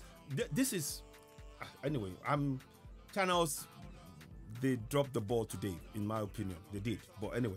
Gold alone. They've been able to put a value to it. Oh, yes. You can cook it. I'm not talking of lithium. I'm not talking of other resources. So let's go and let me just quickly do something. Anyway. I just handle a case in Nigerian State. Under our Minerals Act, if you are mining gold or any mineral, solid mineral, in my farm, in my land, what does the law provide? 100 Naira per acre. An old law. So you are moving me out of my land. I'm a farmer. This is where I farm. But you said, no, get out of the place. The government has taken over your land. We'll pay you 100 Naira. So they were going to give our client 150,000 Naira. They came to us. What are we going to do with it? I said, don't worry. We'll go to court. So we went to court in a federal court of Osogbo. Oh, the other lawyer said, no, this is what the law provides. I said, no. Section 44(1) of the Constitution says, if you take over my land for... Section 41. Let's go and look at it. Let's go and look at that right now. Right now. To buttress everything that has been said here, let's go and look at that. Let's go and look at that. Section 44(1). So, we all know where to go. I do that on citizennay.org. So I'm clicking on that. And let's go and look at the fraudulent 99. Because the Nigerian Constitution is fraudulent, let's be frank. And you can see from what's been said now for the past, I don't know, half an hour or so, that the Constitution has actually, it's been impoverishing us. And this is why when we talk about having a new constitution and actually having a constitution where there's a referendum, we are justified in doing so. But many people don't really take to that kindly when we say that. And that's why I'm justified in going for self-determination for Yoruba people. I say that, categorically, because the governance is just there to enslave us, and it's really time we woke up. I'm hoping I can get that out. 1 second, please, because I want to just bring that to you. If it doesn't come up here, I will try one more time. Let me try again. Let me just do one more time.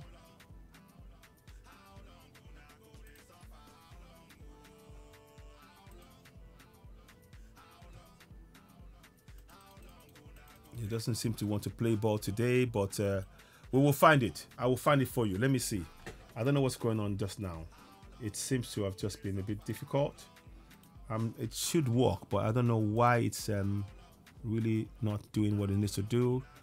Normally, that normally works very quickly, but for some reason, it is not playing ball at the minute, and we do not know why that is. So do bear with me. So let's go like section 14. Let me just quickly, I'll read that to you as I'm on here, because I have it somewhere else, but I will show you later. Let me just go in here quickly. Not that one. 1 second. Here we go. Okay, so we're gonna go and do that. Okay, 1 minute, please. Okay, let's go and get that done. Now we're gonna get that up. Section 44. So let's just read what it said again. What it said there. So listen to this. This is where I farm. But you said, no, get out of the place. The government has taken over your land. We'll pay you 100 naira. So they were going to give our client 150,000 naira. Crazy. They came to us. What are we going to do with it? I said, don't worry. We'll go to court. So we went to court in a federal court of Osogbo. Oh, the other lawyer said, no, this is what the law provides. I said, no. Section 44(1) of the Constitution says, if you take over my land for public purpose, I will prepare a fair and just compensation. So, Section 44(1). Listen to this. I'm going to try and see if I can take a screenshot of this somehow. I'm going to read that to you. Let me try one more time, because I'm trying to see if I can get this to you, because you need to see it on the screen. I don't even want to just talk about it. I want it to be something that comes up for you to see as well. I need to see Section 44(1), because at every point of the of this process, we need to begin to actually question and highlight things. Why is it doing that today?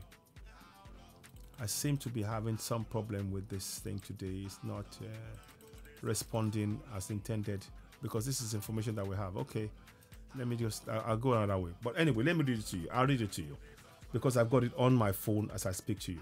Section 44(1). No movable property or any amount of interest, any interest in an immovable property shall be taken possession of compulsorily, and no right over or interest in any such property shall be acquired compulsorily in any part of Nigeria, except in the manner and for the purpose prescribed by a law that, among other things, requires a prompt payment of compensation, and thereof gives to any person claiming such compensation a right of access to determination of his interest in the property, and the amount compensation to a court of law, tribunal, or a body having jurisdiction in that part of Nigeria.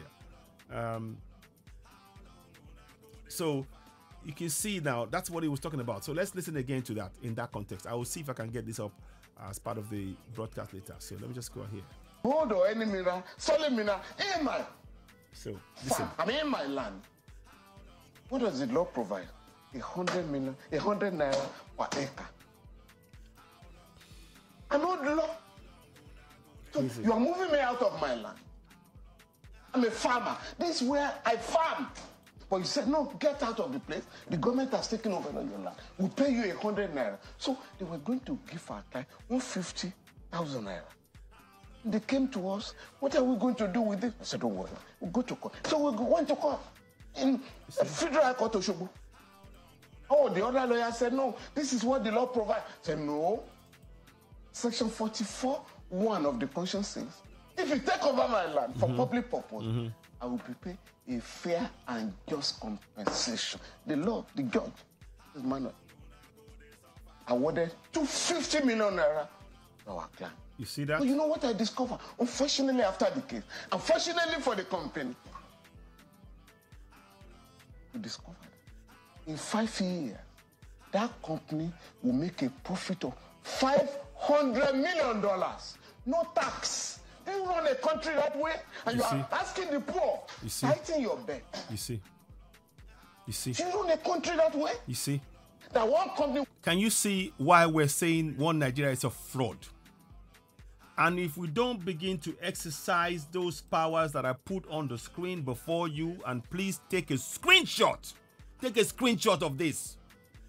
We cannot be complaining about things being bad when we have the solutions and we refuse to take it on board. Personally, individually, collectively, community by community.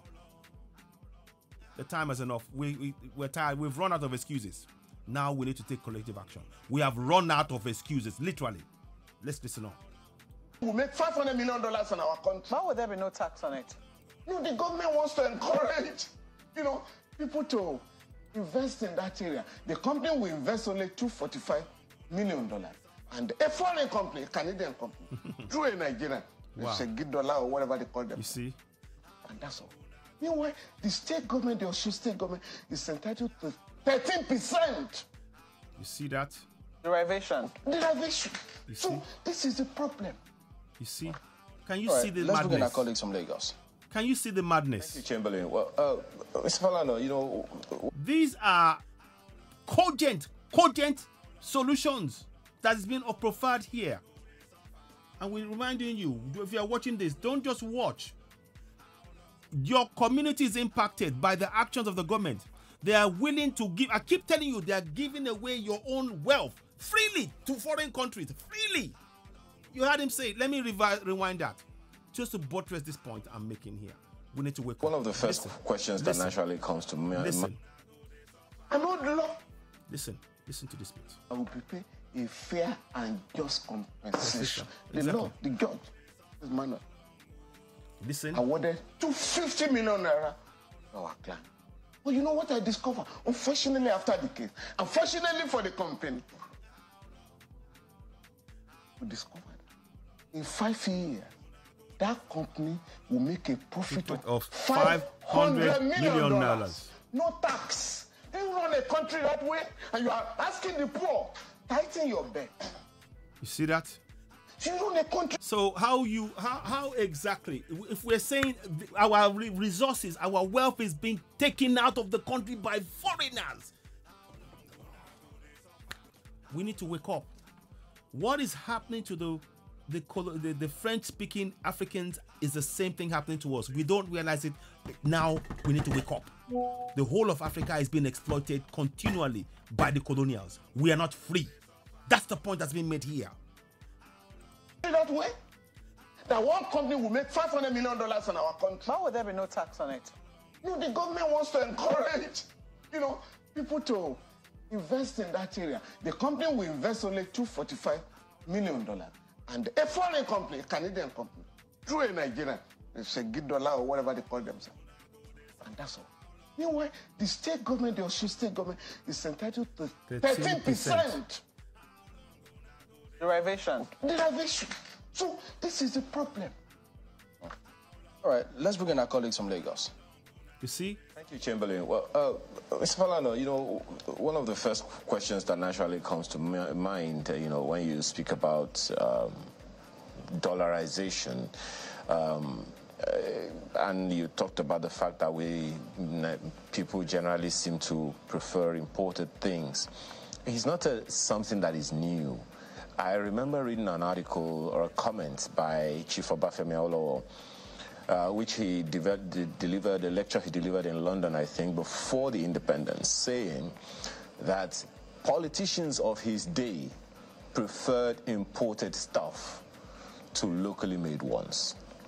Now, we are still talking about the same thing now, more than 60 years after independence of the Federal Republic of Nigeria. So I'm wondering, is there a way that you think we can navigate that situation so that we don't have that same situation on our hands in another 10 years from now? A situation where we tend to prefer imported stuff to locally made ones. There are those who also say, unless we produce at home and export, the Naira couldn't get any stronger. So how do you think we can do that? No, you see, I've just referred to... I just put next to him the picture of refinery. If we start refining our own our own petrol, the price of oil will drop. When the price drops, people will now say, Nigeria, oh, we keep the price down. You start building confidence. That is where you are building confidence in your own economy. Where the people now say, our oil price is cheap, it's good quality, it's giving us what we need. They will prefer that. That way, you're building confidence in your nation. When you are importing foreign oil, why are you surprised when others are now, when the same people are now saying, oh, we're going to buy foreign cars? Because they know that the cars at home, they will not be able to have access to processed oil to do it. Because they are importing it. So the mentality is all wrong from day one. We need to change our mentality. And of course, this is what the colonials wanted. They wanted us to believe in everything European better and everything African bad. And we need to change that mentality. That's what I wanted to add. Let's hear what San says. The relevant provisions of the Central Bank Act and also the Constitution, Section 16, has imposed a duty on the government. See? To run the economy in the interest of Nigeria, not in the interest of IMF and World Bank. There you go. Section 16. So if you destroy your currency, No, Mr. Falana, I'm not sure you understand the question I'm putting to you. Just 1 second, Mr. Falana, if you can hear me. The point is about the political class, about our own... No, but he's making a point. The government should be running it on behalf of the nation, not for the foreign institutions. And that's what they're doing right now. So he's right to answer that question in that manner. Habits. Let me also make that a little worse. The previous governments, I think it was Chief Audrogbe sitting before a panel of the National Assembly saying, Nigerians import as peasant issues as pizza from the UK into Nigeria to eat one meal. So in that way, how do we discourage importation and prefer locally made stuff so we can strengthen the Nigerian currency? The government is under a legal obligation to control the economy in a way that the happiness of Nigeria, the prosperity of Nigeria will be guaranteed. Therefore, the duty of the government is to ban goods that are produced in Nigeria, and also to challenge companies like Zimbabwe has just done. If you want to take lithium out of this country, set up a factory in Nigeria. If you want to sell handsets in Nigeria, set up a company in Nigeria to produce handsets. Unless you are ready to do that. We produce food, particularly fruits that are wasted. We can now say we are producing cocoa. And we are telling Ghana, Nigeria, and Ivory Coast, the country that produce cocoa, leading producer of cocoa, insist on establishment of chocolate factories in your country. And if these foreign countries and companies are not willing to do that, simply on your own, set up factories to produce chocolate and export. Yes. So the government, that is the duty of the government. Not, I mean, when a minister goes to the National Assembly, oh, these are the problems. So when you go to the Federal Executive Council, what do you discuss? Governors gather in Abuja to say, oh, we want to distribute money.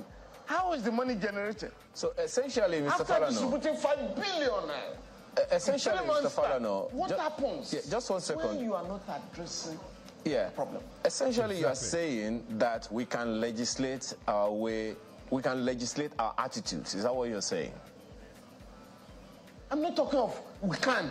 We are required to do that. To legislate, to say, to legislate our we shall appetites. no longer export cocoa beans. Exactly. We shall now establish factories that will produce chocolate. You see, Baba today, Makinde is really, again, all of them today, they just, you know, if you're trying to fix a nation, you have to change the mentality of the people. And that includes this appetite or whatever, because it is a wrong appetite. We need to ensure that we as a people will commit ourselves to building a better nation. So appetite for things foreign is detrimental to our development and our existence as people on African soil. So that question is flawed in so many levels, in my opinion. But anyway, I'm glad that the way he's answering it, San is answering it, San Femi Falana. Factories that will produce tea. So, and this is what some countries are doing. Again, let me tell you, Kenya recently went to Saudi Arabia.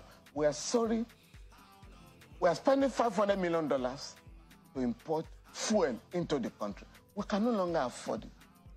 Can you please assist us? Okay, what do you want? We want to pay shillings for the importation of fuel. There you go. Okay, no problem. Pay for oil in Naira. Pay for oil in Naira. And we shall use the shillings to import goods from your country to Saudi Arabia. There you go. And we have suggested to Nigeria, we have a closer relationship because of religion. So talk to the Saudis. We are having problem raising dollars to import fuel because our refineries are comatose. What can you do for us? In the interim, two, there are in Nigeria today. And the government has a duty. Fix the refineries. To fast track the process of fixing our refineries. Thank you. And then we have invested in the Dangote refinery, which was commissioned last year. But what has happened to that refinery? They don't want it to work. Central Bank, the NNPC took a loan of $2.7 billion to invest in Dangote refinery. The land was given freely by Lagos. They call it the place free economic zone. Yes. Not a dime was paid for the land. The entire machinery imported in the country. Official rate. To import the vehicle, the machinery. Duty free. And then we are told, oh, your contribution to this refinery is 20%. Who quantified our contribution? Thank you. So these are the issues this government will have to address. They're not addressing it, though. There's a body they call AMCON. Yes. Even EFCC. You know, these guys will take over an organization. A growing concern, they would then go and put in the red ink EFCC investigation. So, employees are sacked. Nobody wants to do any business with that company. I ask you, what kind of economy is this? It can only be a kalo economic system. I know a system. I know a company. We have problems now flying in the country. The aviation company, industry is in crisis. You know, these guys, AMCON, they took over already 5 years ago, 2017. Arik at that time has 70 aircraft. Some banks had an arrangement with Arik. Oh, you are owing us? Okay. At the counter, passengers who pay to us will deduct our share of whatever they pay. We'll give you the rest to run the airline. AMCON took over, appointed a senior advocate who has no other than traveling through the air. He had never had any experience with running an airline. So he said, you be our receiver man. The man knew he was running the place at Grant. He said, no, I'm resigning. So they appointed somebody. No court order. the man took over. So they decided to take loans. Decided to destroy the country. 2 aircraft were cannibalized. One valued at $37 million. Another one, $42 million, were cannibalized and sold by a government, a legitimate government. Today, we now discover that 17 aircraft now has only 2. So we wrote a petition to the S. These guys who took over Ari had committed fraud to the tune of 120 billion. EFCC has confirmed and even said, we have confirmed more. Now, what does the government do? The new government says, the president said no. So what is our business as a government with managing debts? The banks are rich enough to sue those who are owing them. Well, Mr. Falana, Mr. Falana, the government has decided, the president has decided, we are going to abolish. Yeah, Mr. Falana, your argument in that regard. So we must look at the way the economy is run in all ramifications. But what is going on?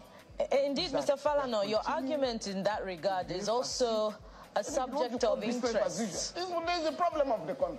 Yes, that's also a subject of interest before the APC Professionals Forum. I recall their chairman, Mr. Issa Yuguda, briefing and saying that perhaps the president will also look into that. But your proposal for the crude oil to be sold in Naira rather than dollar is a continuing subject of debate. And I want you to, explain a bit more, particularly when we look at other countries of the world that are trading, that are, crude oil producers. They're also considering other currency rather than the dollar. But what are the politics of international diplomacy that could, be a stumbling block for Nigeria to be unable, to stand up to, the crude oil community, the OPEC and the like, to be unable to counter the dollar? Thank you. Thank you. Section 19 of the Nigerian Constitution, 19 subsection E, provides. Now, let's go and look at that. As he's saying it, let's go and look at that right now. Because I like to, to make sure that things are section 19. We're going to go straight there and look. I managed to get that thing working. It was giving me a problem before, and I was not happy, but I'm a happy bunny now that we got it. Section 19. So let's go and look at what everything is saying. See, E, promotion of a just world economic order. Let me see. Let's have a look. So let me just see what it says. Let's listen to him, then we'll say it again. That Nigeria shall promote a new international economic order. You see that? So let me just go and bring that back up again. So the foreign policy objective shall be E, promotion of a just world economic order. Okay, so now Article 21 of the African Charter on Human and People's Rights Act provides that the economy of Nigeria, the resources of Nigeria, shall be mined, shall be exploited in the interest of the Nigerian people. There you go. Now, I'm not saying anything alien. You see? Some countries now, and that is the challenge of the BRICS. There you go. Brazil, Russia, India, Russia, China, and South Africa. That is what they are saying. We want to trade among ourselves interstate in our national currency. And they're already doing that. 5 years ago, 2018, the Chinese government sat down with Nigeria. The Central Bank of China, People's Republic of China, and the Central Bank in Abuja said, Nigeria, you are buying a lot of goods from China. Can you pay Naira in China? Why for our own business here, we pay yuan? They call it currency swap. And about goods at about $2.5 billion. Was they are marked for that currency swap. Again, recently, I had to write to the central bank. Because those traders who are going to China are still looking for dollars. What has happened to this arrangement? Because I confirm the IMF and World Bank told Mr. Emefiele, former suspended governor, don't allow this to succeed. So I wrote to the central bank under the Freedom of Information Act. Please, what has happened to the currencies were between Nigeria and China? We should have removed the burden on Nigerians looking for dollars. Central Bank has just written a letter to me. Oh, this process is still on. It's going to be renewed next year. But traders are not aware. So we are going to, through the media, let Nigerians know. See? This process is on. What these governors, what our governors, through the National Economic Council should be doing, is to see, can we have this currency swap with countries that are ready to trade with Nigeria in Naira? Let us have faith in our own national currency instead of looking for dollar. I've just told you, we were in Benin Republic last week. Let us have confidence in our own Naira instead of using foreign currency. It's a mentally enslaved thinking to rely to use dollars and bring down your own currency, and you think you are carrying out any cogent economic policy. It's economic madness. Economic madness. We didn't have to look for dollars. Well, Mr. Falana, there's another matter I'd like you to... Or Naira. There's another matter I'd like you to weigh in on very quickly. The NNPCL Limited recently, just days ago, secured a 3 billion Naira emergency crude repayment loan from Afrexim Bank as an intervention. Look, what is happening? Let me read to you. What is happening to our Nigerian leaders is this, and I'm going to read it to you. The injection of colonies, but also the whitening of the quotidian routine of the Africans, removing them of any form of autonomy to eat, dress, to sleep, to say, to pray, to walk, to organize their house, European models. They are reliant totally on what the colonial masters are telling them. Those leaders in Nigeria, they are reliant on the currency of the very people who are oppressing Africans. That's the reality. Let's go forward. Yes. Being a privatized company, is it within the purview of the NNPC to make that kind of intervention? No.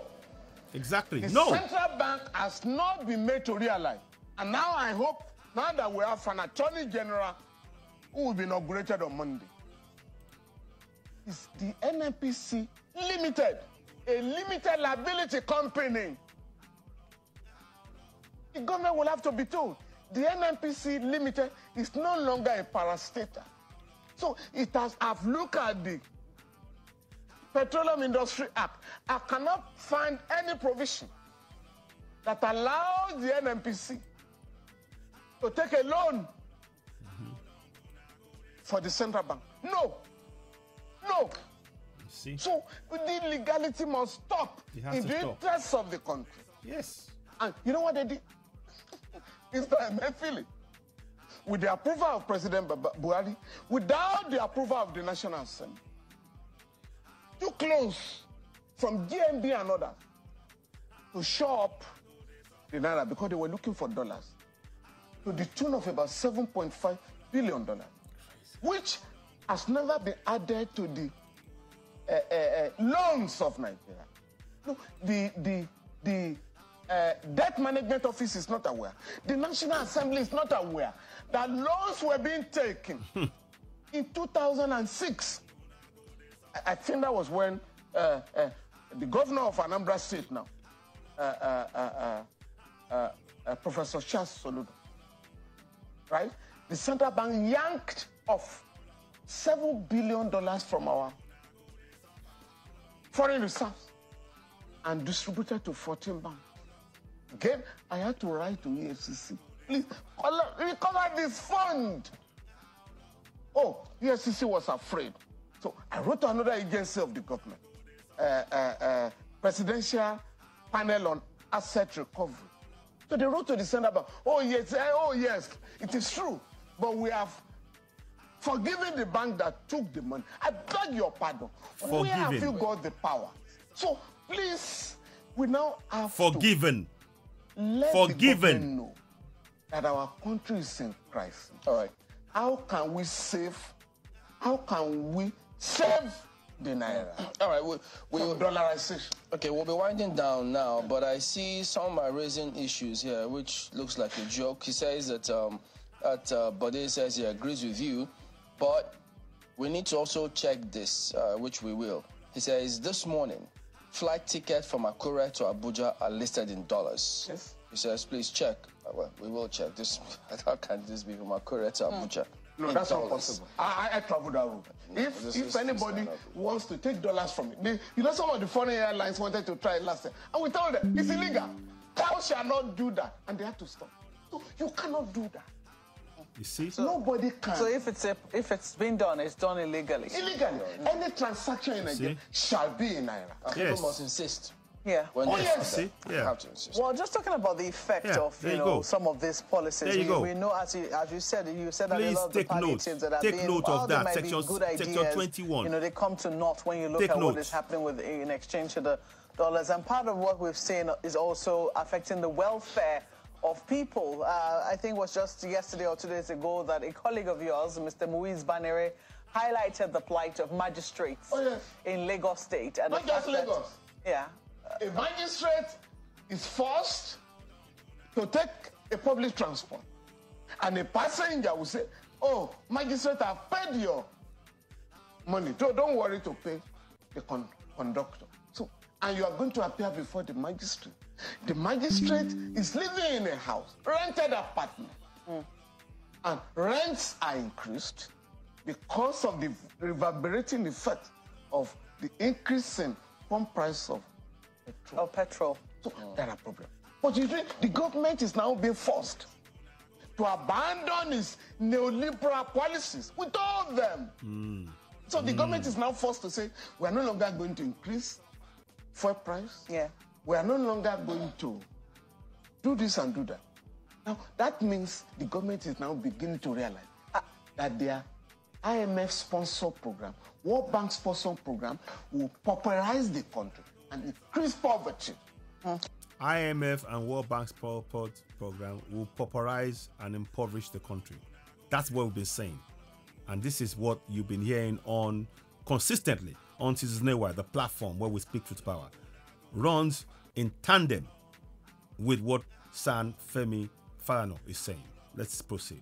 Well, we do not know how long they're putting that on hold for, because I know that they're also in talks with the NLC. But I think for a number of people, whilst people are saying, oh, people need to look for alternative sources of income, we do know that there are categories of people that cannot look for alternative sources of income. A lot of them will include these people in this case are magistrates, judges, people in the security sector, unless, of course, their spouses are able to also, and that's for those who are married. What about those who are not, or those who do not even have any intention of getting married? So do you think that there ought to be special consideration for this number of people? I do know that Mr. Muiz Banire's article was, quite comprehensive in terms of what needs to be done with the situation of magistrates in Lagos. We saw in Cross River magistrates protesting. We sincerely hope that it doesn't get there. But do you think that there needs to be special consideration for this cadre of people who cannot do any other sort of business because of the nature of their work? You are talking of the elite. Those who at the end of the month will earn some money. 133 million Nigerians are living below starvation wage, according to the government. Now that number has increased phenomenally.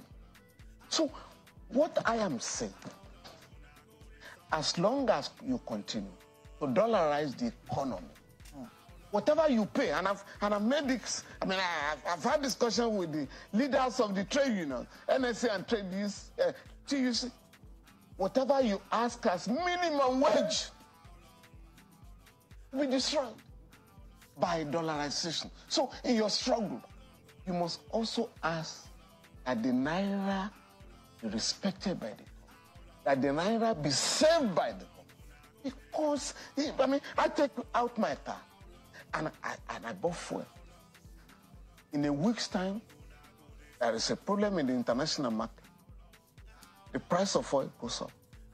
The government will be compelled. Sorry, this is the landing cost. You will have to increase to 750 naira. It was going to that stage, but the government has to say for now, please, NNPC, what can we do very quickly? NNPC said, oh, we're going to take a loan of $3 billion. For what? To shore up the dollar. So, and for what are you using the dollar for? For the elite to import goods from abroad. It's not about the country. And we are saying this government must sit down. The people in Abuja, the Federal Executive Council, the governors through the National Economic Council, what are the goods that are produced in Nigeria for which we do not need to look for dollars? Can we stop people from collecting rents in dollars, selling properties in dollars, people going to Mecca and Jerusalem on a regular basis, goods you are bringing from abroad, useless trips? I was coming from Western Sahara a few years ago. We were in the Nigerian house in Nigeria. So I liked the house. And when the ambassador was sending us out, I said, when did Nigeria build this house? He said, no, it's a rented apartment. I said, Mr. Ambassador, I beg your pardon. We had our first embassy in that country in 1962. So we have been paying rent since 1962. And how much do we pay for this house annually? $800,000. In 10 years, that's $8 million. And that's what happened. Majority of our embassies. So we now have a situation where the government will have to find out what are we using dollars for. I mean, Nimasa has just bought 3 properties in England under this regime. For what? For what? Not just to take out dollars. So please, let us run this country in the interest of our people. We are not a poor country, but the government is managed in a way that poverty is on the ascendancy. That speaks to the inefficiency that the government spoke about not long ago. So hopefully they'll probably embark on that Save the Naira and stop the inefficiency campaign so that we can show up the value of the currency. Thank you for coming on this morning. Thank you very much. My pleasure. All right, we're back in just a moment. Stay on with us. So, that was quite an extensive interview. I hope you will have found it interesting. I want you to understand that all the policies of Nigeria right now, all the policies are predicated on what you see on the screen, which I've made here.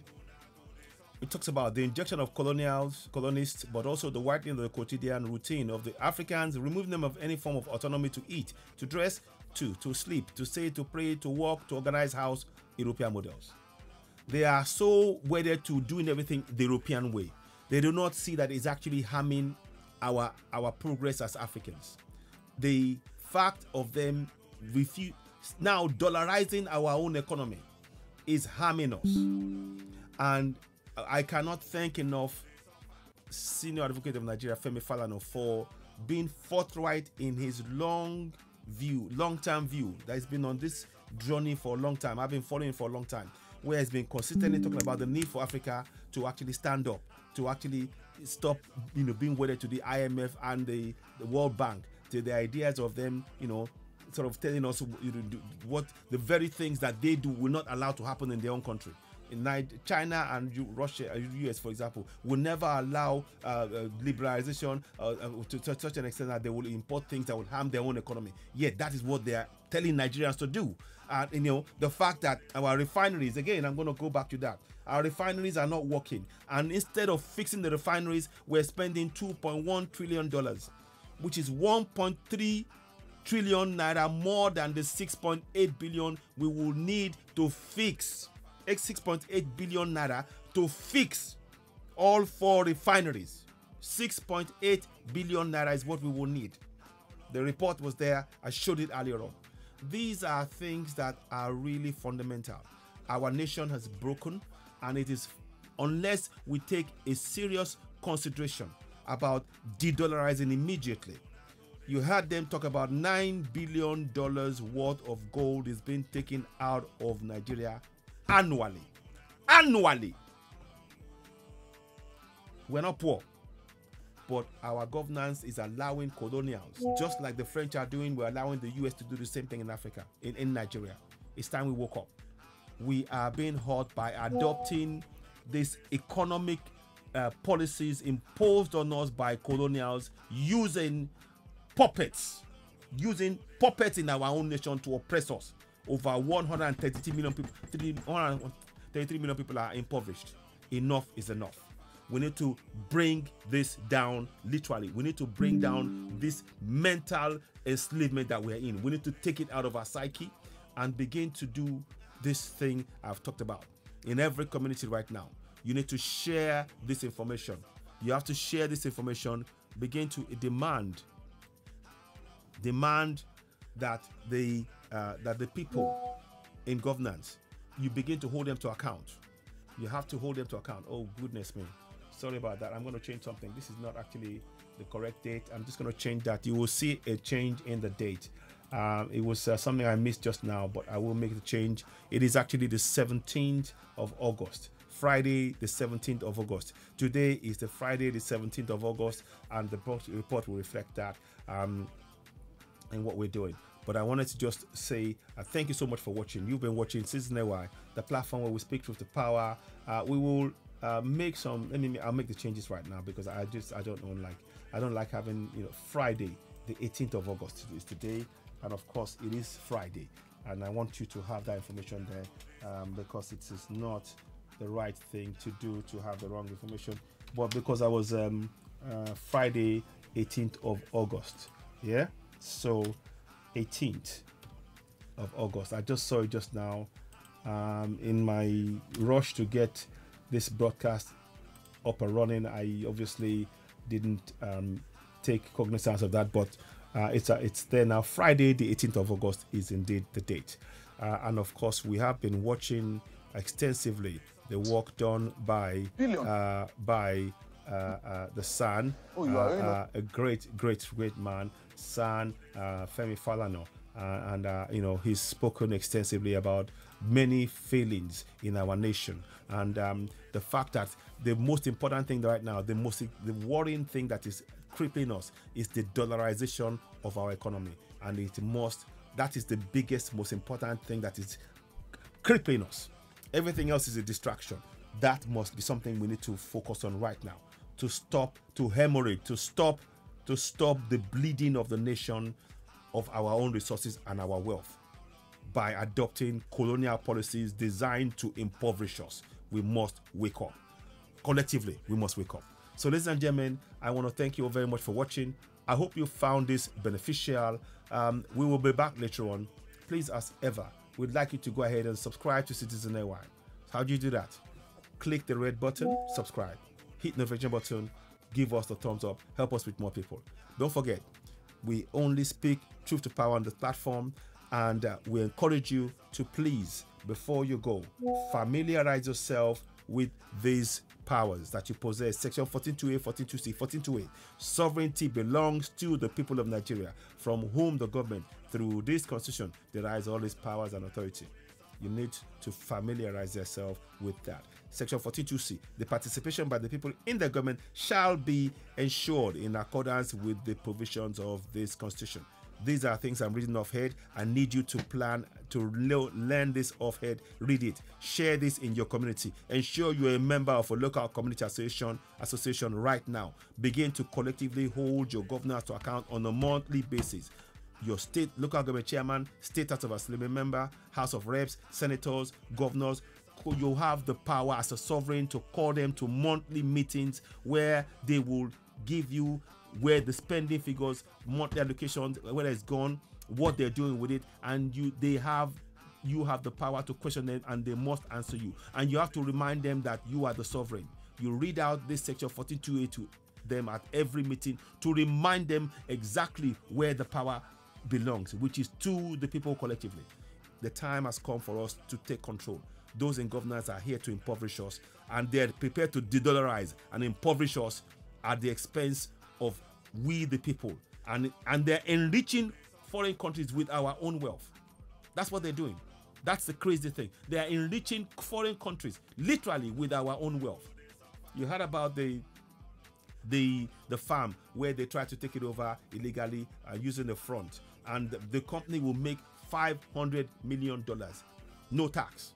Yet the people who are living there are made to pay, and they were willing to take that land off the man who owned it for 100 naira, just 100 million naira. They got 250 million naira, but even that is chicken change compared to the $500 million that they will be making. So these are injustices that are in our system. So please, I urge you, take a screenshot of what you see above me. Make sure you share it across everyone in your community. This now is about all of us as Nigerians, and as Africans, we need to begin to understand that what is happening to France is covertly happening to us via economic means in Nigeria and in all the and the English-speaking parts of Africa as well. We need to wake up. The time is now for us to work together. Ladies and gentlemen, you are watching Citizen Why, the platform where we speak to the power. Please subscribe, hit the notification button, give us thumbs up. Help us with more people. Don't forget, we urge you to please keep it locked on. Thank you, and bye for now.